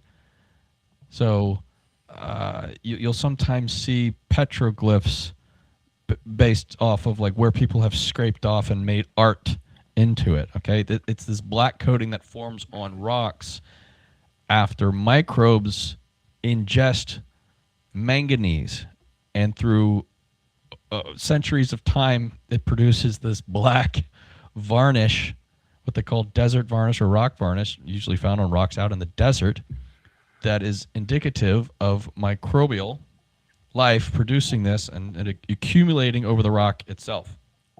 All right. You know, oh, here we go. Petroglyphs. Okay. We see these all the time in the ancient civilization stuff that we get into, right? Petroglyphs found all over the world. They use it as sort of like inverse art, right? You just scrape it away. It's not painted on, you just scrape it away. Well, thanks to my good friend Barry DiGregorio, there he is again. I learned a lot from him. This author of this book, he's an astrobiologist, honorary research fellow for the Buckingham Center for Astrobiology in the United Kingdom. Thanks to him, we have a better understanding of rock varnish, and basically rock varnish is very hard, dark, but shiny coating on rocks and pebbles, which is produced by chemical and biological weathering process. It's both chemical and biological working in tandem after many thousands of years. And almost all rock varnish is produced as a result of bacteria, fungi, algae, or lichens pulling chemicals from the rock and creating new layers over a century of time. And we see it on Mars. Okay. Now, there's plenty more photos of this. I know John's even did a video about this, too. NASA is aware of this. How do we know? Because NASA published a paper on it. They probably published multiple papers on it. Now, their conclusion here is, given the extensive evidence that atmospheric O2 with biological mediation is the preferred pathway for manganese oxidation on Earth, and the lack of direct evidence for life on Mars, the precipitation of manganese oxides on Mars either points to alkaline ground or lake water, or a yet unknown mechanism. So what they're basically saying is, because we have no evidence for microbial life on Mars, this manganese oxidation, quote-unquote rock varnish, must be produced by some yet unknown mechanism, or maybe water. Okay? Because they cannot and will not invoke biology as the cause for this, they don't know. They just shrug their shoulders because they're completely ruling out direct evidence for life on Mars. But I just showed you. We have direct evidence for life on Mars. It came from Viking. But they're not factoring that in because NASA doesn't allow that narrative. They say you have to publish these papers, but you cannot factor in Viking. So...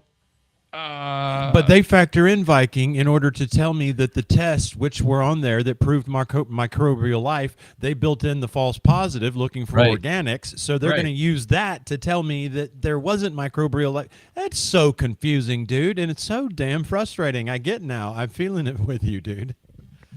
Right. So look at all these people here on this paper. I mean, these are all people affiliated with NASA and academia, or a yet unknown mechanism. So they're bending over backwards here to try to explain. I mean, this is not sexy stuff relative to the other stuff we talked about, but here is photographic evidence, and evidence you can submit in a court of law. Photographs hold up, right?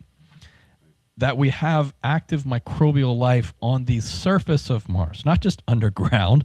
We're seeing it in these goddamn pictures. All right, so yes, Mars is having a field day. You know, and China wants to go to Mars. Are we going to let them claim credit for discovering? Trump won't let him do that. That's for sure. If he can claim credit for something, he will. So sorry to bring him up, but don't go crazy on me, chat. Can we comment on Rue's question here, just about, like, I think he's asking, is NASA, within NASA, are they sharing this information, or is it restricted for everyone? You know, if you go on NASA's website today, they'll tell you there's no evidence for life on Mars. So I mean, so these two people here arguably should be credited, given the Nobel Prize for discovering life on a different planet, being the first people to do so. Now, I alluded to the fact that since Viking, in the wake of the Viking debacle, since NASA blew the call relating to this organics test, that there have been many papers published trying to demonstrate how these positive life test results were the result of a chemical reaction. Sunlight interacting with oxidants in the soil. All right. To date, no chemical explanation has adequately explained these results, despite whatever paper was published. And just to make things simple, a lot of people want to claim that this thing called perchlorates, which is an oxidant, was responsible for producing this positive life test result found by the labeled release experiment. Now, in order for the perchlorates to have an interaction to produce a positive life test result, it would have required temperatures equivalent with combustion. Okay, let me rephrase this. The paper saying that perchlorates caused this positive life test result on Mars, it was done in a laboratory and it was not run under Mars conditions. Okay, perchlorates are actually used in fireworks. So a firework can produce this positive life test result. But on Mars, we have cold temperatures. Perchlorates at Mars cold temperatures do not do anything. I know this because of Stephen Benner. He talks about this. So they don't want to acknowledge that the conditions run in the laboratory to produce this positive life test result do not match the conditions of Mars. And there are other similar chemical papers that try to show how there was a chemical reaction, but none of them were run at Mars conditions. So that is the main criticism against the Mars life test results, is that it was a chemical reaction. But so far, none adequately explains it because they're not reproducing, not being faithful to the conditions of Mars. So thank you guys for listening to all that. There it is. Brian, you're absolutely on fire tonight. I just want to say, outstanding presentation. If you guys are watching, you're not subscribed to Brian Corey Dobbs on Blue Planet Red and on YouTube and on X, go ahead and do that right now. Jean just showed us they're lying about the color. They're obvious. Brian clearly demonstrated that they're obfuscating the truth about life on Mars. It seems like willful ignorance or willful blindness. I can't quite figure it out. I keep thinking this is coming up in the chat a lot too. The concept of ontological shock, and the reason why they don't tell us is because it would freak everyone out and destabilize people. And I just keep thinking like, okay, if you showed me that when I was 8 or 10 years old, I would have been excited. But, and I mean this with love, okay, I really do. There are people out there that I call NPCs, which I need a different word for because it comes off as mean, okay? But many, many people, and I mean like half of the humans on this planet, for whatever psychological reason or whatever, they really do need some kind of paradigm to then live under, right? And so there is some truth to the idea that if in 1976 they were like, life on Mars, I do think that about half the people on the planet would have freaked the fuck out. Excuse my language. And so I'm just trying to understand why they would do this. I wanted to open that question generally up to the chat to the panel before we get to Jean's presentation. But like Brian clearly, like this is not an argument anymore. So why? You know, is it because I think ontological shock could, especially in 1976, is a good explanation. Megan, what do you think? Like, I can't imagine, like, if you said life on Mars but didn't explain it was like microbes, maybe people would freak out. But I think if you told people microbes on Mars, like, I don't think people would be like, oh my God. like jumping off bridges and like I Not going to work anymore. I don't even think that is like a good explanation. Like I'm just trying to wrap my brain around it. Oleg, what do you think? Yeah, I agree that such headlines as Life on Mars in 1976 could have shocked people. So, but again, there have been plenty of lies back then during the Cold War, etc. And nowadays we learn that, okay, these were lies both in the East and the West to change the opinion of the public, but right now we know there are lies, so why they are not saying, okay, we lied about that there is no life on Mars, why are we not changing it right now, just as other aspects that were lies back then? So Yeah, that's funny. Ricardo said, "Always remember, Earth microbes defeated the Martians." Jason, why are we doing this? Like, what is this? What's this little dance about? Dave, I don't know. I wish I did. It reminds me the frustration I get is in my circle. I'm always bumping up against, as I mentioned earlier, the transoceanic journey, right? And I can kind of trace that back to the 1800s, to the issues that we get with land and who belongs to what if they start admitting a narrative.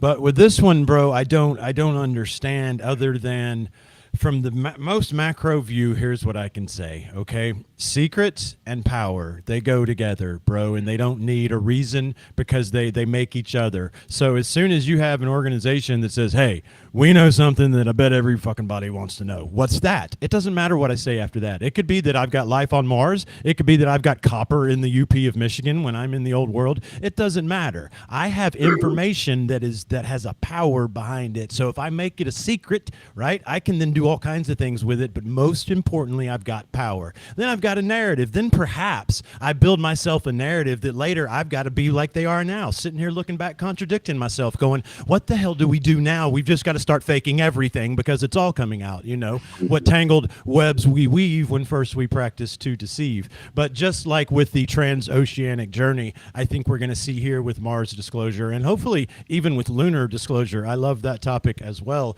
these truths start to percolate through as the veil that's been painted starts to just kind of eat its own tail, you know? Yeah. There's a comment. The Brookings report from the 1960s clearly advised against disclosure, citing disruption and panic. Sean, is that the reason? No. They created that. I know it's not my turn, but I didn't answer your ontological shock. Listen, they created that. Remember Orson Welles? Remember the fear of people coming from other places? And, you know, you've got the whole blue beam thing. They need the fear aspect, and they've created it themselves, and we've all bought into it. And now they're going to say, because of the fear we created, we can't tell you because you'll freak out. And that's just BS, bottom line. Let me also add before I forget here, Megan, you asked why haven't we just sent microscopes there? Okay, so why haven't we followed up? If there's even a question, why haven't we just sent more biology experiments there? Well, it's not like there haven't been people who have lobbied for that. I just think that the cultural, or rather the narrative that just set in too deeply for people to even consider sending biology experiments there. They consider it to be a waste. They consider it to be, well, we've already answered this question. There's no need to do it.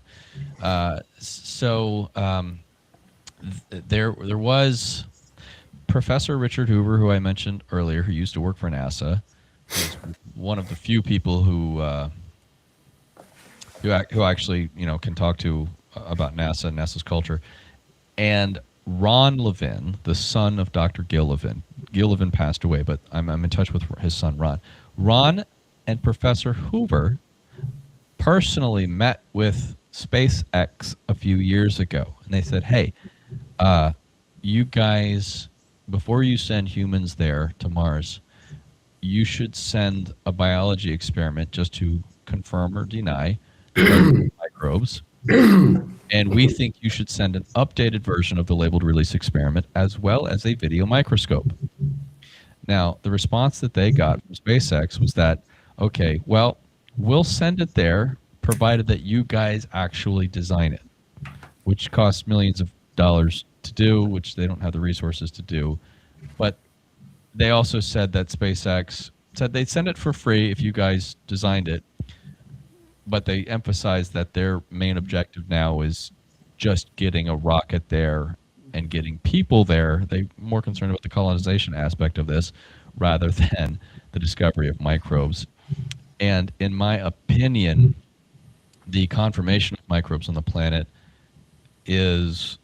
presents a conflict of interest because it does raise two different concerns. One, arguably, maybe you don't care about ethical concerns. There's indigenous life there. Should we go and mess with it? Number two, is this life harmful to humans? You'd think that before we send astronauts there, we just want to know more about the potential microbial existence there to understand what we're up against. Yep. And Hoover thinks that this is actually, it is absolutely imperative that we understand the biosphere of Mars before we do that. And I mentioned Stephen Benner a little while ago. Stephen Benner and a few other scientists down in Florida are actually working on an entirely different gizmo that they have a working prototype of. I mentioned Stephen Benner talking about inventing synthetic biology as a field. They've designed a new gizmo. It's a brand new life detection test. It's so sophisticated that all you got to do is run water through it. We drill up water from Mars and we run it through the filtration system of this gizmo, and it is designed to discern the difference between known and unknown forms of DNA. Yeah. They have tested this and it works. Do we have the will to send it? Okay, I interviewed this group a couple years ago. For those people interested, you can see these people working on this thing and their gizmo. They've got a prototype of this thing working. I think they need to make it launch ready. But this is how it's designed to work. So even if you don't like any of the other biology experiments that we sent before, there's a new one, and it works. And they tested it because Stephen Benner can literally create alien forms of DNA with alternate structures of DNA. I'm a kind of a dummy with this, but he can do this. So use that with regular DNA and see how this machine works, and it works perfectly. So, and he knows the people at NASA. They know him. It's just a matter of whether or not they want to send it there. So it's not like there isn't the interest in doing that among some people. It's just a matter of whether or not NASA or SpaceX actually want to include it on there. Because if we do find life there, well, then it raises these other concerns like I just talked about, ethical and astronaut safety. So there are those people interested in doing that. Brian, do you want to cover the Brookings and Deloitte? Yeah. Somebody brought it up in the chat, so right. we might as well. Well, let's 60 seconds on Deloitte. Deloitte is a risk analysis consulting firm, as far as I know. Every year, there are these risk assessments for industries, okay, that consultants offer companies saying, hey, look, we've analyzed the landscape, and here's what we think could impact your business. Deloitte is one of these companies who does these risk analysis assessments. And just do a quick share here. Let me just bring it up here. Deloitte, screen 2, boom. Okay, so recently, here's the title page. These things get released. This is the 2026. Okay, and it was interesting. Jean brought this to my attention. Notice the URL. Sorry to interrupt you. CH Deloitte, Foresight, Black Swans. Yeah. Wow. Wow. Yeah, black swans, eh? I don't know who it was, but somebody got a super chat, so I might as well highlight it. They will never send yeah. more life detection. They will avoid or destroy anything that looks like fossil or artificial, all to avoid big disclosure. Anything they send will mysteriously malfunction. Whoever got $9.99 for that, thank you so much. Really appreciate it, and thank you, chat. Thank you, chat. Yes, we're going to be talking about that because there's actually truth in what that comment just said about finding and destroying. That's a different episode we're going to get into when we talk about fossils. All right, it's a whole thing. But this, thank you, Jean, for bringing this to my attention. It's just interesting. UFOs, kind of tangentially relate to Mars here, as we've seen recently. But they're saying, hey, look, guys, this whole disclosure movement that's happening now. I forget what industry this was produced for, Jean, but Financial industry, I think. okay. Financial. So here's this risk assessment saying, hey, look, guys, UFOs might disrupt financial markets. All right, so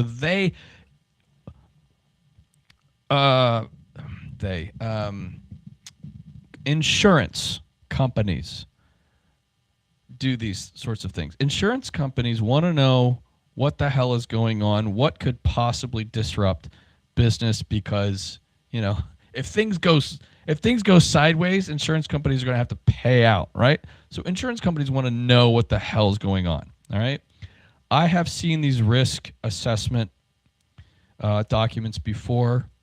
Before I got into Mars, just a side note, before I got into Mars, thank you, R.K. Miller. Before I got into Mars, I was working on an entirely different subject, okay? And I came across these risk analysis reports. And for those people who want to know what that was, I'd be happy to talk to you offline. It's unrelated to Mars. But it's just interesting now that financial markets, very serious people, are taking this whole disclosure thing seriously. So I have to switch over now because how does this relate more directly with Mars? We have did we lose Dave and Megan? I don't know what happened. Well, Megan gave us a note in the chat. She'll be right back. Oh, okay. Dave, there's Megan, and yeah, we lost Dave. It would appear. Yeah, Okay. and the screen share stopped as well. I'm sure he'll pop back on here. You want to show the Brookings Institute report? Yes. So we've Has has anyone? The Deloitte report Yes. briefly touches on certain aspects of this Brookings report, which was written in 1959 or something. Oh, I must have missed that. I'm sorry, Jean. Yeah, there's a couple of bullet points. They talk about AI being a threat, disclosure being a threat, and then I think they recommend withholding certain discoveries from the Okay. public as well. Well, yes. So we've heard this Brookings report. Okay, someone brought it up in the chat. What the hell is the Brookings report? The Brookings report was a report produced by a consulting firm in the few years preceding the creation of the agency we know as NASA. It was used by NASA as sort of a guideline about how to deal with the information that they discover and what they release to the public. There's a Wikipedia page. You could go and look this up for yourself. You can actually go look at the report yourself. But I have 4 slides here that are interesting to have as context in as it relates to the discussion that we're having about these artifacts and these strange things that we're finding on Mars. So let's just show that. Let me share my screen here. Bring this over here. Okay. All right. Okay. All right. Here we go. to. Okay. So in this, can you guys see this? Okay. I've just highlighted a few things. This was given to NASA, okay? And this consulting firm is basically advising this newly created agency. They're saying, it is conceivable that there is semi-intelligent life in some part of our solar system. This came out in what, 1960, I think, right, John? It is conceivable that there is semi-intelligent life in some part of our solar system. Artifacts left at some point in time by these life forms might possibly be discovered through our space activities on the moon, Mars, or Venus, meaning to say, hey, NASA, you're going to go out and you're going to start exploring the solar system. You might come across some funny looking things. Okay? All right. So, okay, that's the first slide here. Second slide. Anthropological files contain many examples of societies sure of their place in the universe, which have disintegrated when they have had to associate with previously unfamiliar societies. So they're basically saying, hey, look, historical precedent shows that certain societies have a problem when they are challenged with their place in the world, when they're discovering new, unfamiliar societies. So here's what we recommend to you, NASA. Brookings is recommending this to NASA. We recommend that you continue studies to determine the emotional and intellectual understanding and attitudes and successive alterations of them. Okay? Study the public. All right? Have your pulse, have your finger on the pulse of what the public might feel and think. Okay? And consider how might such information, under what circumstances, be presented to or withheld from the public for what ends. Here's a consulting agency advising NASA. You're going to find some stuff. You might find some stuff. Think twice about whether or not you want the public to know. Okay? And lastly, that's okay. No, that was it. That was it. I just find this, and then the question becomes, well, is NASA still running this playbook? This is what was delivered to NASA in 1960 for them to take into consideration as they go and explore the solar system. And the question is whether or not this playbook has been institutionalized. Is NASA purposely withholding information?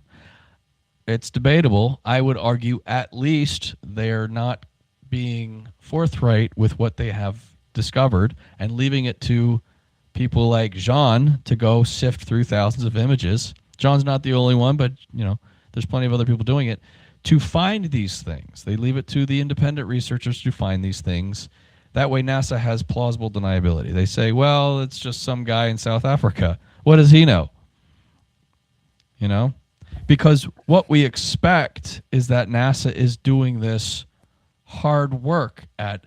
They're really trying to look for life. No, guys, trust us. We're looking for this. And they do great feats of engineering. It's just that they're discovering a whole lot that they're really not being, they're not highlighting for the public. And I think that's what the public expects. This is my speculation, of course, but I think the public looks to NASA as being like, look, if you actually find something, you're going to inform us, right? But all we get from them is really press releases about geology. So there is historical precedent. There is reason to suspect that NASA is withholding information based off of this Brookings report. That's what the Brookings report is all about. Anything to add, John? No, thanks, Brian. That was it. Perfect. Shall I share my screen and dig into more anomalies? Yeah, let's do Yes, it. yes. Sorry, I got kicked out there. Dave's, are you there? I'm here. Yeah, can you guys hear me? My computer took a shit. Okay. But I'm back. Anyone want to comment on that Brookings report before we move on? Okay, so to segue here. Try and share that one more time. Can you guys hear me? Should I do the share again? Okay. Yeah, if you do it again. Sorry about that. Okey-dokes. I just wanted to say sorry, but I've been, all the weekend doing things and I need to wake up tomorrow early, so I think I will go right now. Tons of information, tons of amazing stuff today that was covered. And Oleg, I will watch can the you stick later around? part. Can you stick around for 60 more seconds? Yeah, sure. We have this is the participation portion of it, so I want to get your take on this. It's important because you have a bright Okay, mind. no problem. I'm sorry, this is the exciting part. Okay. About 5 minutes, yeah. Okay, so this was brought to my attention by Brian. And he asked me to see if I could extract any useful information from this image. This is from the first one. Yep. NASA analyst's notebook. So this is one of those photographs. Hey John, we're just seeing the slide here. It just says we're not seeing the photograph. Right, let me try this one more time. Share. I was seeing We're seeing a the photograph. thumbnail to the live stream and not your PowerPoint. And share entire screen. Thanks, Rue. Rue's the best, man. He's always up in here. Okay, Yeah. we see the Mars disclosure thumbnail. Can you go to the image that I sent you? Why isn't it showing?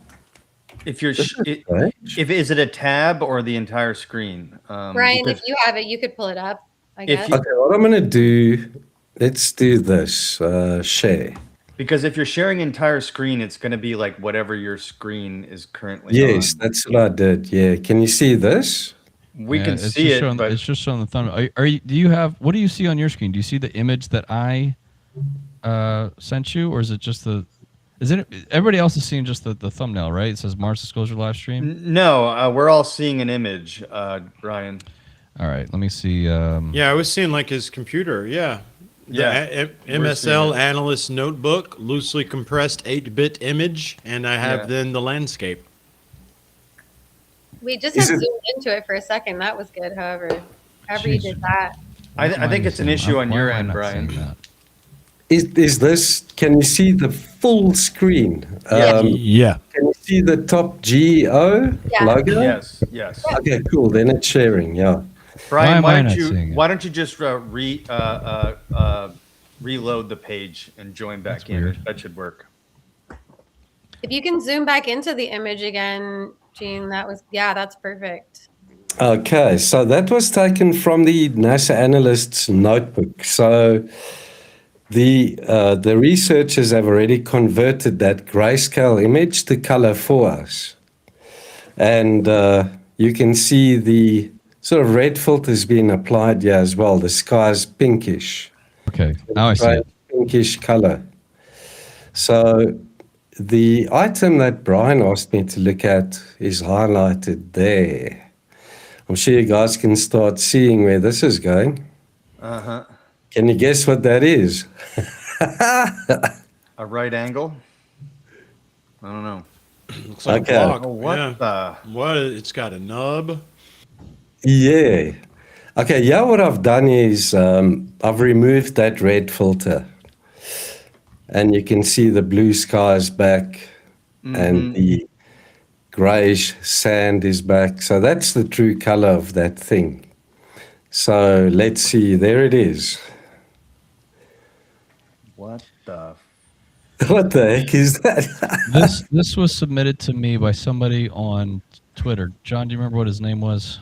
Oh, no, not offhand. Okay, somebody on Twitter submitted this to me. I apologize, I can't recall the name, but I sent it to Jean and said, "Hey, let's get a better look at this."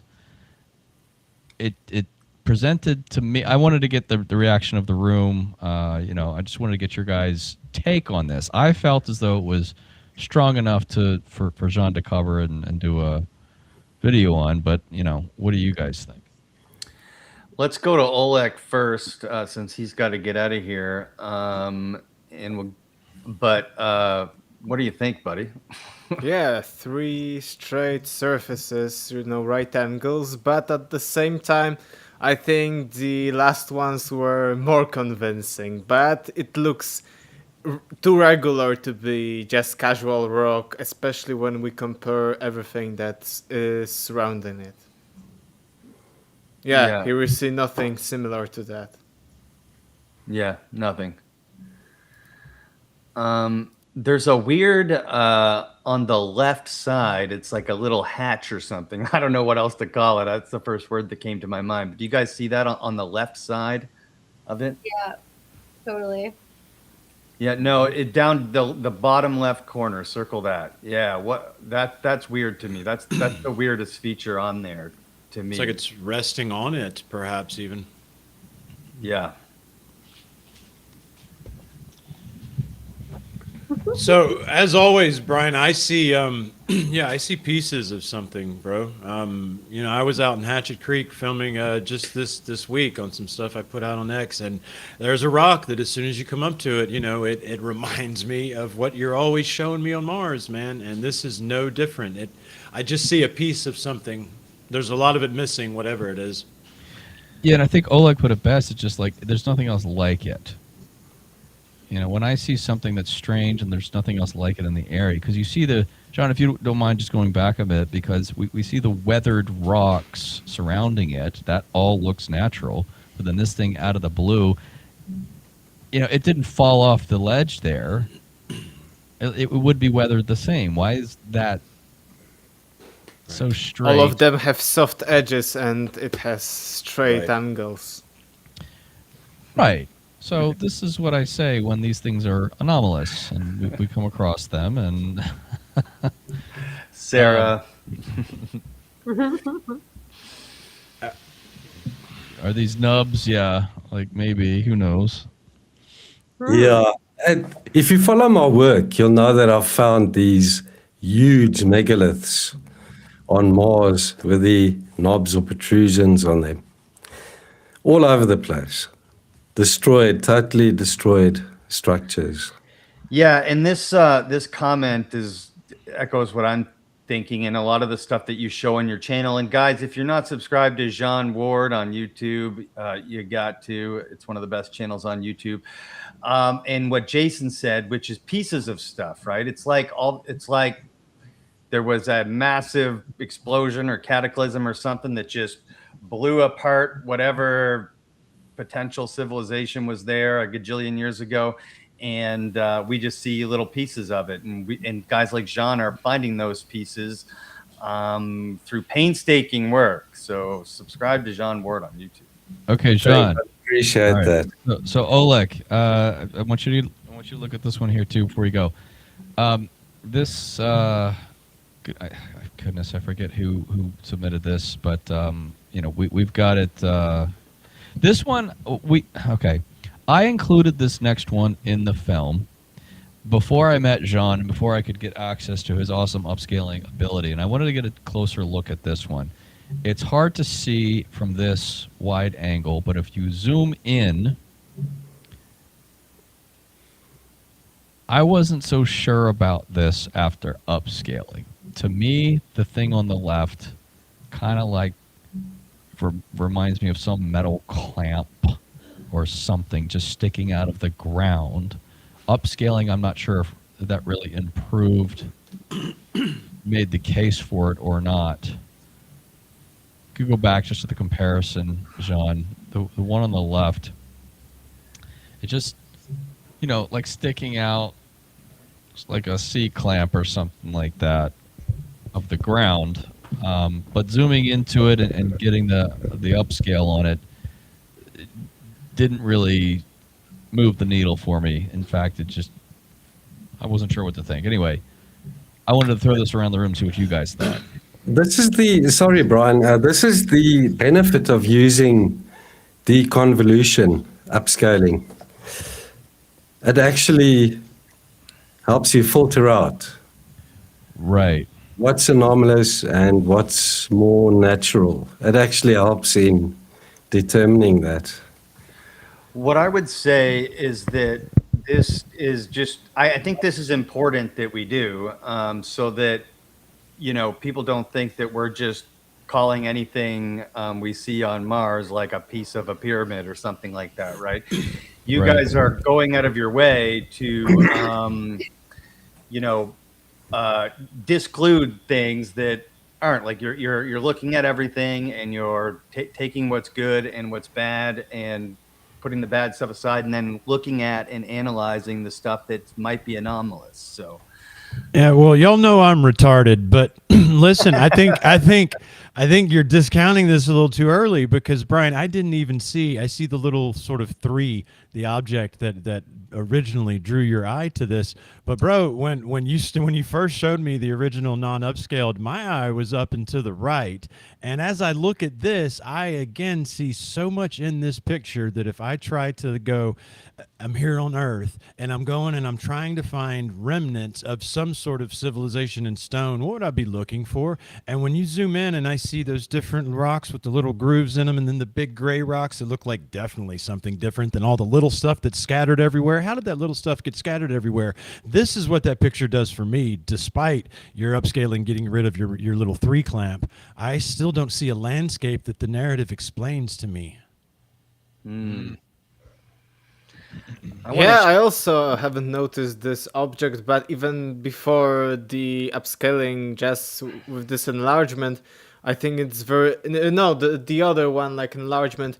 You see these pieces look like ceramics or something, and I'm okay. There are brittle stones that can be chopped off similarly to create such things, but you see different colors even in it. So for me, it looks like something artificial when it comes to these rocks. Yes. I wanted to shout out the one and only David Stig Hansen in the chat. Love that guy. So just wanted to say hi. Okay, moving on here. The pinwheel. This is the last one.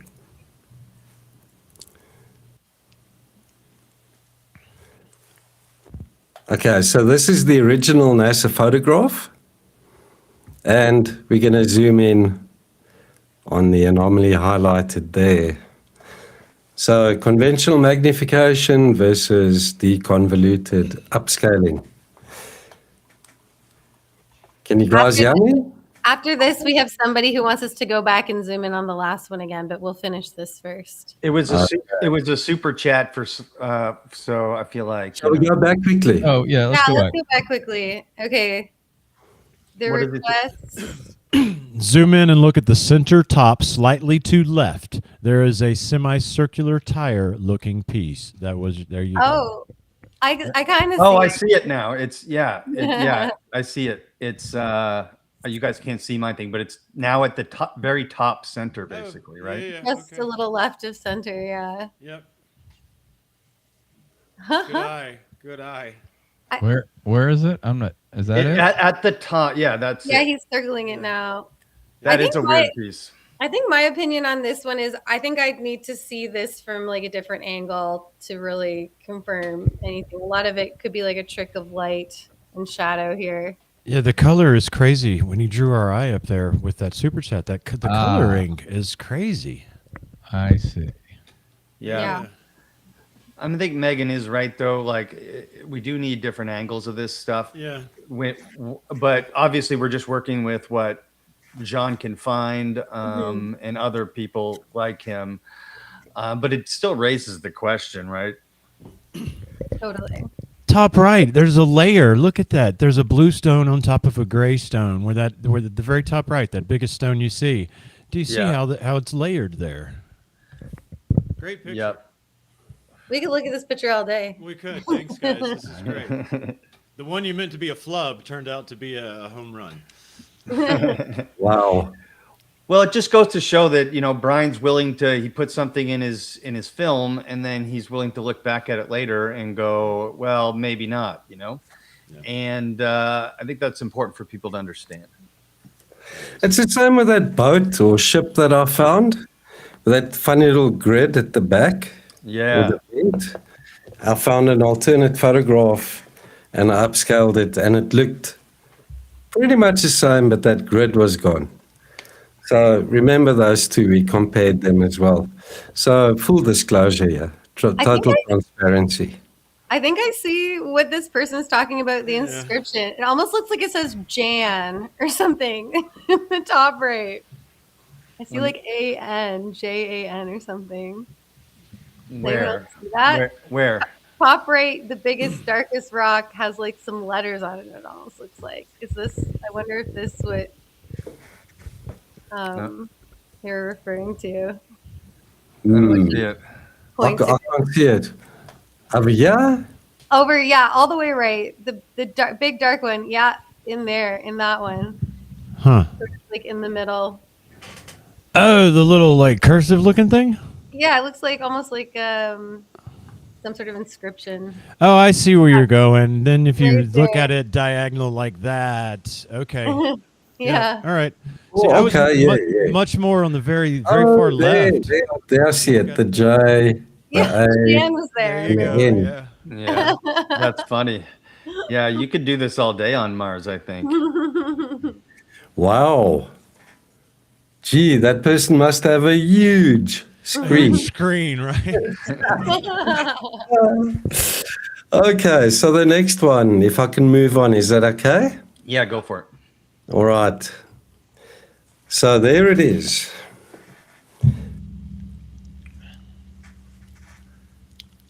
It looks shiny. It looks like something is flying up above the surface. And it's shooting like a beam or something down, or it Hold could on, be a hold on. contrail. Yeah, that's weird. Somebody commented it's already Monday in Poland, which Yeah, is you're true. allowed to go, Alexander, if you need to. Did you want to comment on this one quick? Yeah, Oleg, what do you think of this? Yeah, it looks like something very shiny, and it looks like something that is flying above and either shooting something or having like a rope attached to it, but rope wouldn't be that straight, so probably something more like shooting maybe laser, like Star Wars almost. People are saying that in the chat.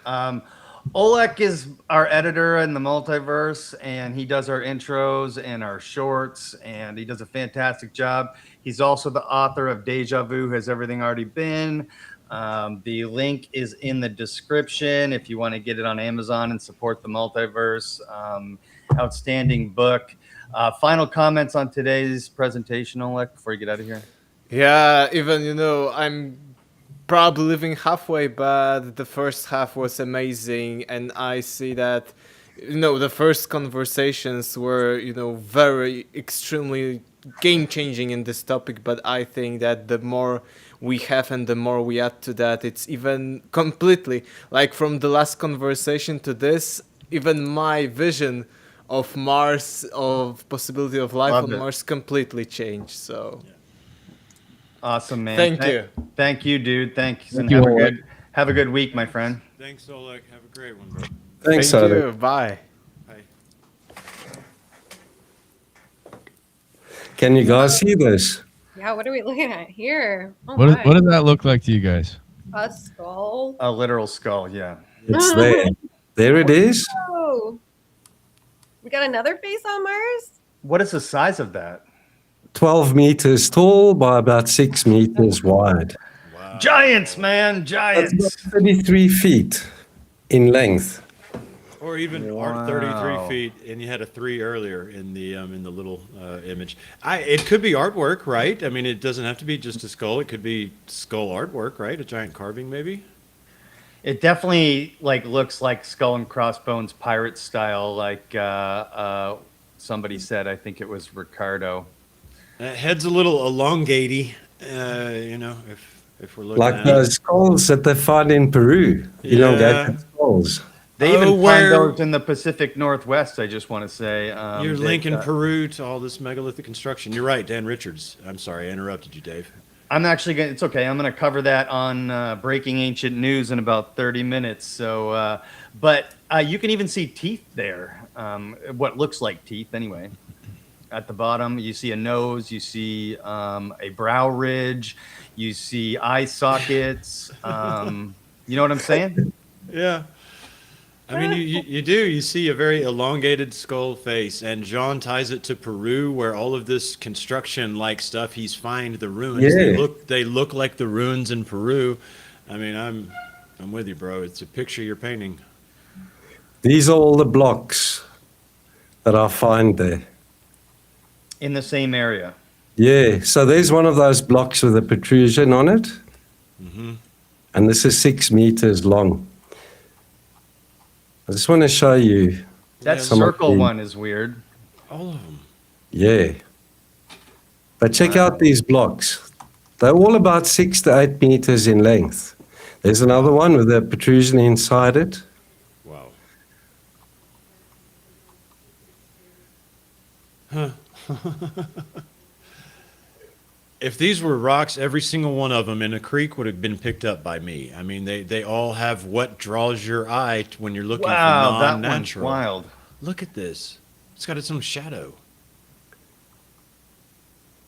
Look at that thing. The I don't know what that is. Wreckage of some type of mission that failed.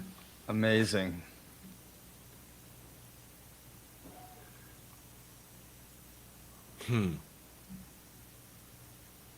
The scale of these things is what gets me, Jean. Yeah. 6 to 8 meters in length. Yeah. Can you go up to that one right above this one? That's so weird. There's a lot of those that almost look like a pig snout that are somehow, that's like the third or, at least one of those I've seen that sort of has that Yeah, see, there's another one. Are these all within proximity of each other? Like, how are these Yes, that's within that swath near the skull. Near the skull. The skull. okay. Yeah. all? Okay. Gosh, that place was big, Jean. Oh, man, can you imagine? Yeah. Can you imagine the complex Thanks, that would Stig. be?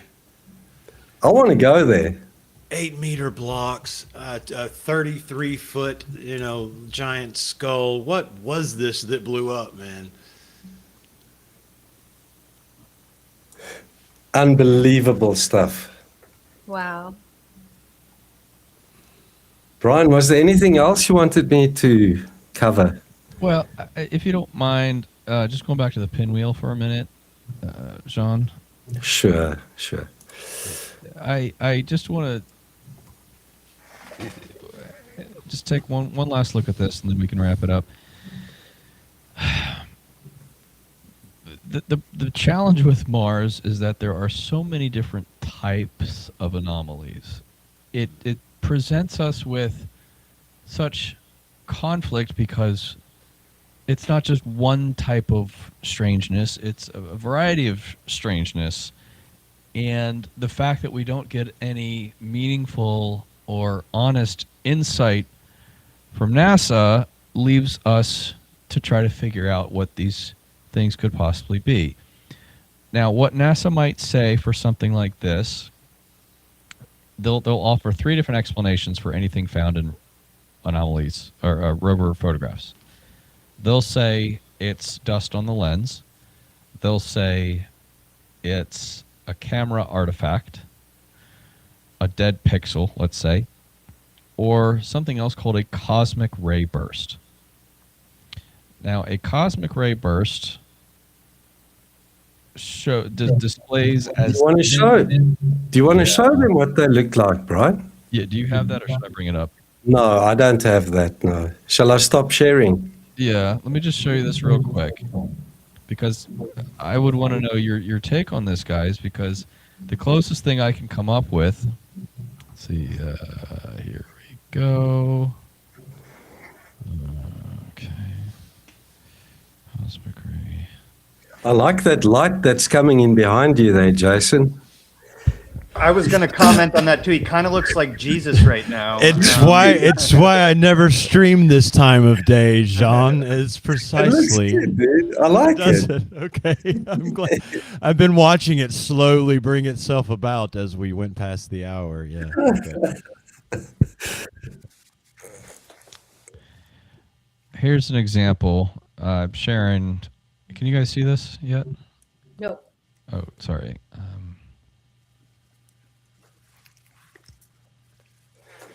It's like a halo above Jason's head. He's like, Oh, absolutely. oh. Megan, do I need to There you click it go. again? Yeah, now he looks like Jesus. It should pop up and allow me to share, but I'm not seeing it. Okay, hang on. Let me stop sharing. Let's all just look at Jesus Jason right now while we're waiting for this to pop up. Jason. The mature version. It's so cool. The Holy Spirit entered the chat. Oh, man. Shout out Bill Schwant. He does a lot of really great work. You guys need to check him out on X. Okay, so here is astronaut photographer Donald Pettit. Okay, and he has fortunately tweeted exactly what cosmic ray bursts look like and what they do to cameras. And I have to cycle through here, but cosmic ray bursts as photographed by Donald Pettit. Here he tweeted about it. Here are these little thin streaks. Okay. Actually, this one is a meteor. He distinguishes this in his tweet. This one's a meteor, and this one is a cosmic ray burst. It's only a pixel wide, all right? And if you zoom into it, you can see that it's really just a thin streak, and it has multiple colors because it's going through the RGB sensors of the camera, and that's all that it is. It's just a thin streak like that. And on Mars, we actually, fortunately, do have an example of a cosmic ray burst up here in the corner. All right, but if we zoom into this, it's just like a thin streak like what he photographed above Earth. And I'm just conflicted because what we see with the image that NASA, or rather that Jean just provided, is there's structure to that item. Right. Like there's, I call it the pinwheel because it's got something funky at the top. These equally spaced. There's a three-dimensionality to it that the other photo does not exhibit at all. That's for certain. And it's not uniform in brightness. It is more bright in certain areas than others. To me, that indicates reflection of light. It is not a light source itself. A cosmic ray burst is a single photon from the sun that is captured by 1 pixel width of a camera's CCD sensor. This is multiple pixels wide. It is thicker than what a cosmic ray burst should be. It's got this funny pinwheel thing at the top. It is not consistent in its brightness. To me, that reflects that is indicative of reflection of light. Now that's my take. What do you guys think? I'm with you on reflection, man. And the only other thing that comes to mind, Jean, I believe in one of our other, we've done a lot together now, man, but maybe it was last week, you were showing us some other air anomalies. And there's some of the other ones that had something hanging below it, right? Whatever you want to say it was. There was a directionality that seems inherent when you looked at whatever is above it, right? So what I mean by that is the 3 prongs, what you call the pinwheel, right? I see in that 3-dimensionally a tilt, right? And that tilt also aligns with the thing coming down from it, right? As though, almost though if the 3-wheeled thing were flying, then it's sort of dragging that behind it. That quality right there exhibits itself in the other anomalies you've shown me on this show, right? That's what really stands out to me, that where I can't quite go with lens flare, lens dust, or solar, particle. This could be a huge satellite orbiting the planet as well. It could be way out there, and it could be huge. We can't say for sure if it's close or far. So that could be way out there orbiting the planet, for all that we know. Okay, I'm going to throw something really crazy out there. The pinwheel is a portal, and there's a comic after it. or a meteor, like coming through the portal. That's what I want it to be. Yeah. That's for Why sure. not? Why not? There's been some comments about it looking like a sabot, which is like I don't want to screw this up, but a carry device used in firearms and artillery that fits around a smaller projectile like a bullet. And yeah, that's what I thought when I first saw it. Was being out on a night fire range when I was in the Army, watching the grunts shoot stuff off while I sat in the ambulance. That kind of looks like artillery to me. I'm sorry. Somebody else, 2 people said it in the chat, not just me. So that's wild. An optical trail caused by slow shutter speed. Yeah, possibly. You know, we're not ruling out the a negative take. We're just looking at what NASA gave us, right? I mean, Yeah, I think the cameras have an 8 millisecond shutter speed. Is it 8? 4 to 8 milliseconds? 16? Sabo, my bad. It's not Sabot, it's Sabo. Say that again, John. I think it's 4 or 8 millisecond shutter speeds. I can adjust it. I think you should and bring it back next week, right? I mean, or next time we do this. I don't know if we're doing it next week, but Brian, do you know what the shutter speed is on those cameras? I don't know, man. That's your department. Yeah, I think it can be adjusted. But it's about 8 milliseconds, I think. well, this RK Miller said something moving fast, and so if the shutter speed, depending on the shutter speed, it would depend on how it turned out, depending on the speed of the object, right? I think that's what they're saying. So, yeah. Somebody's putting a small ball above the upper right of the pinwheel. We can go back. I don't know if it's too late. I don't mind taking another quick look, but I do got to go here shortly.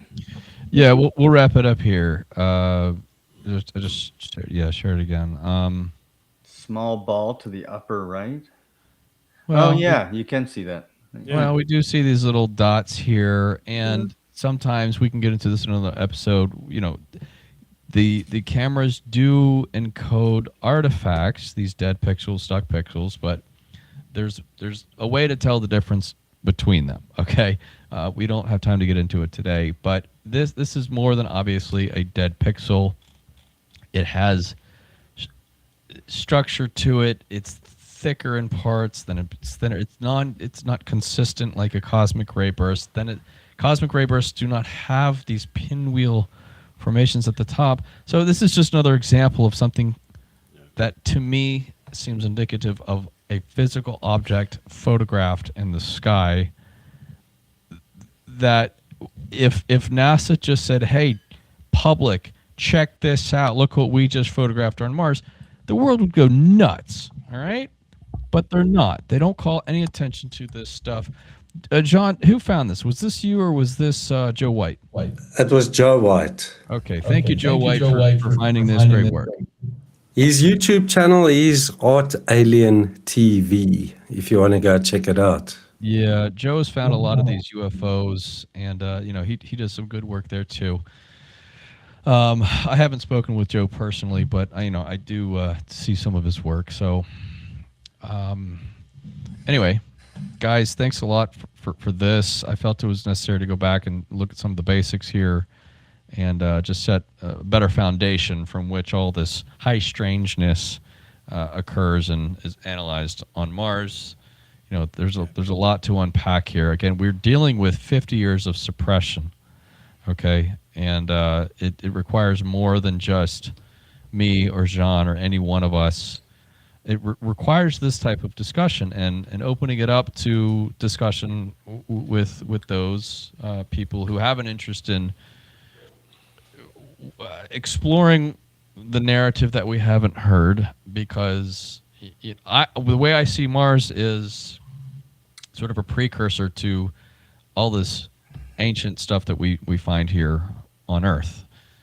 That's my take, but you know, it's up to everybody to really frame it how they want.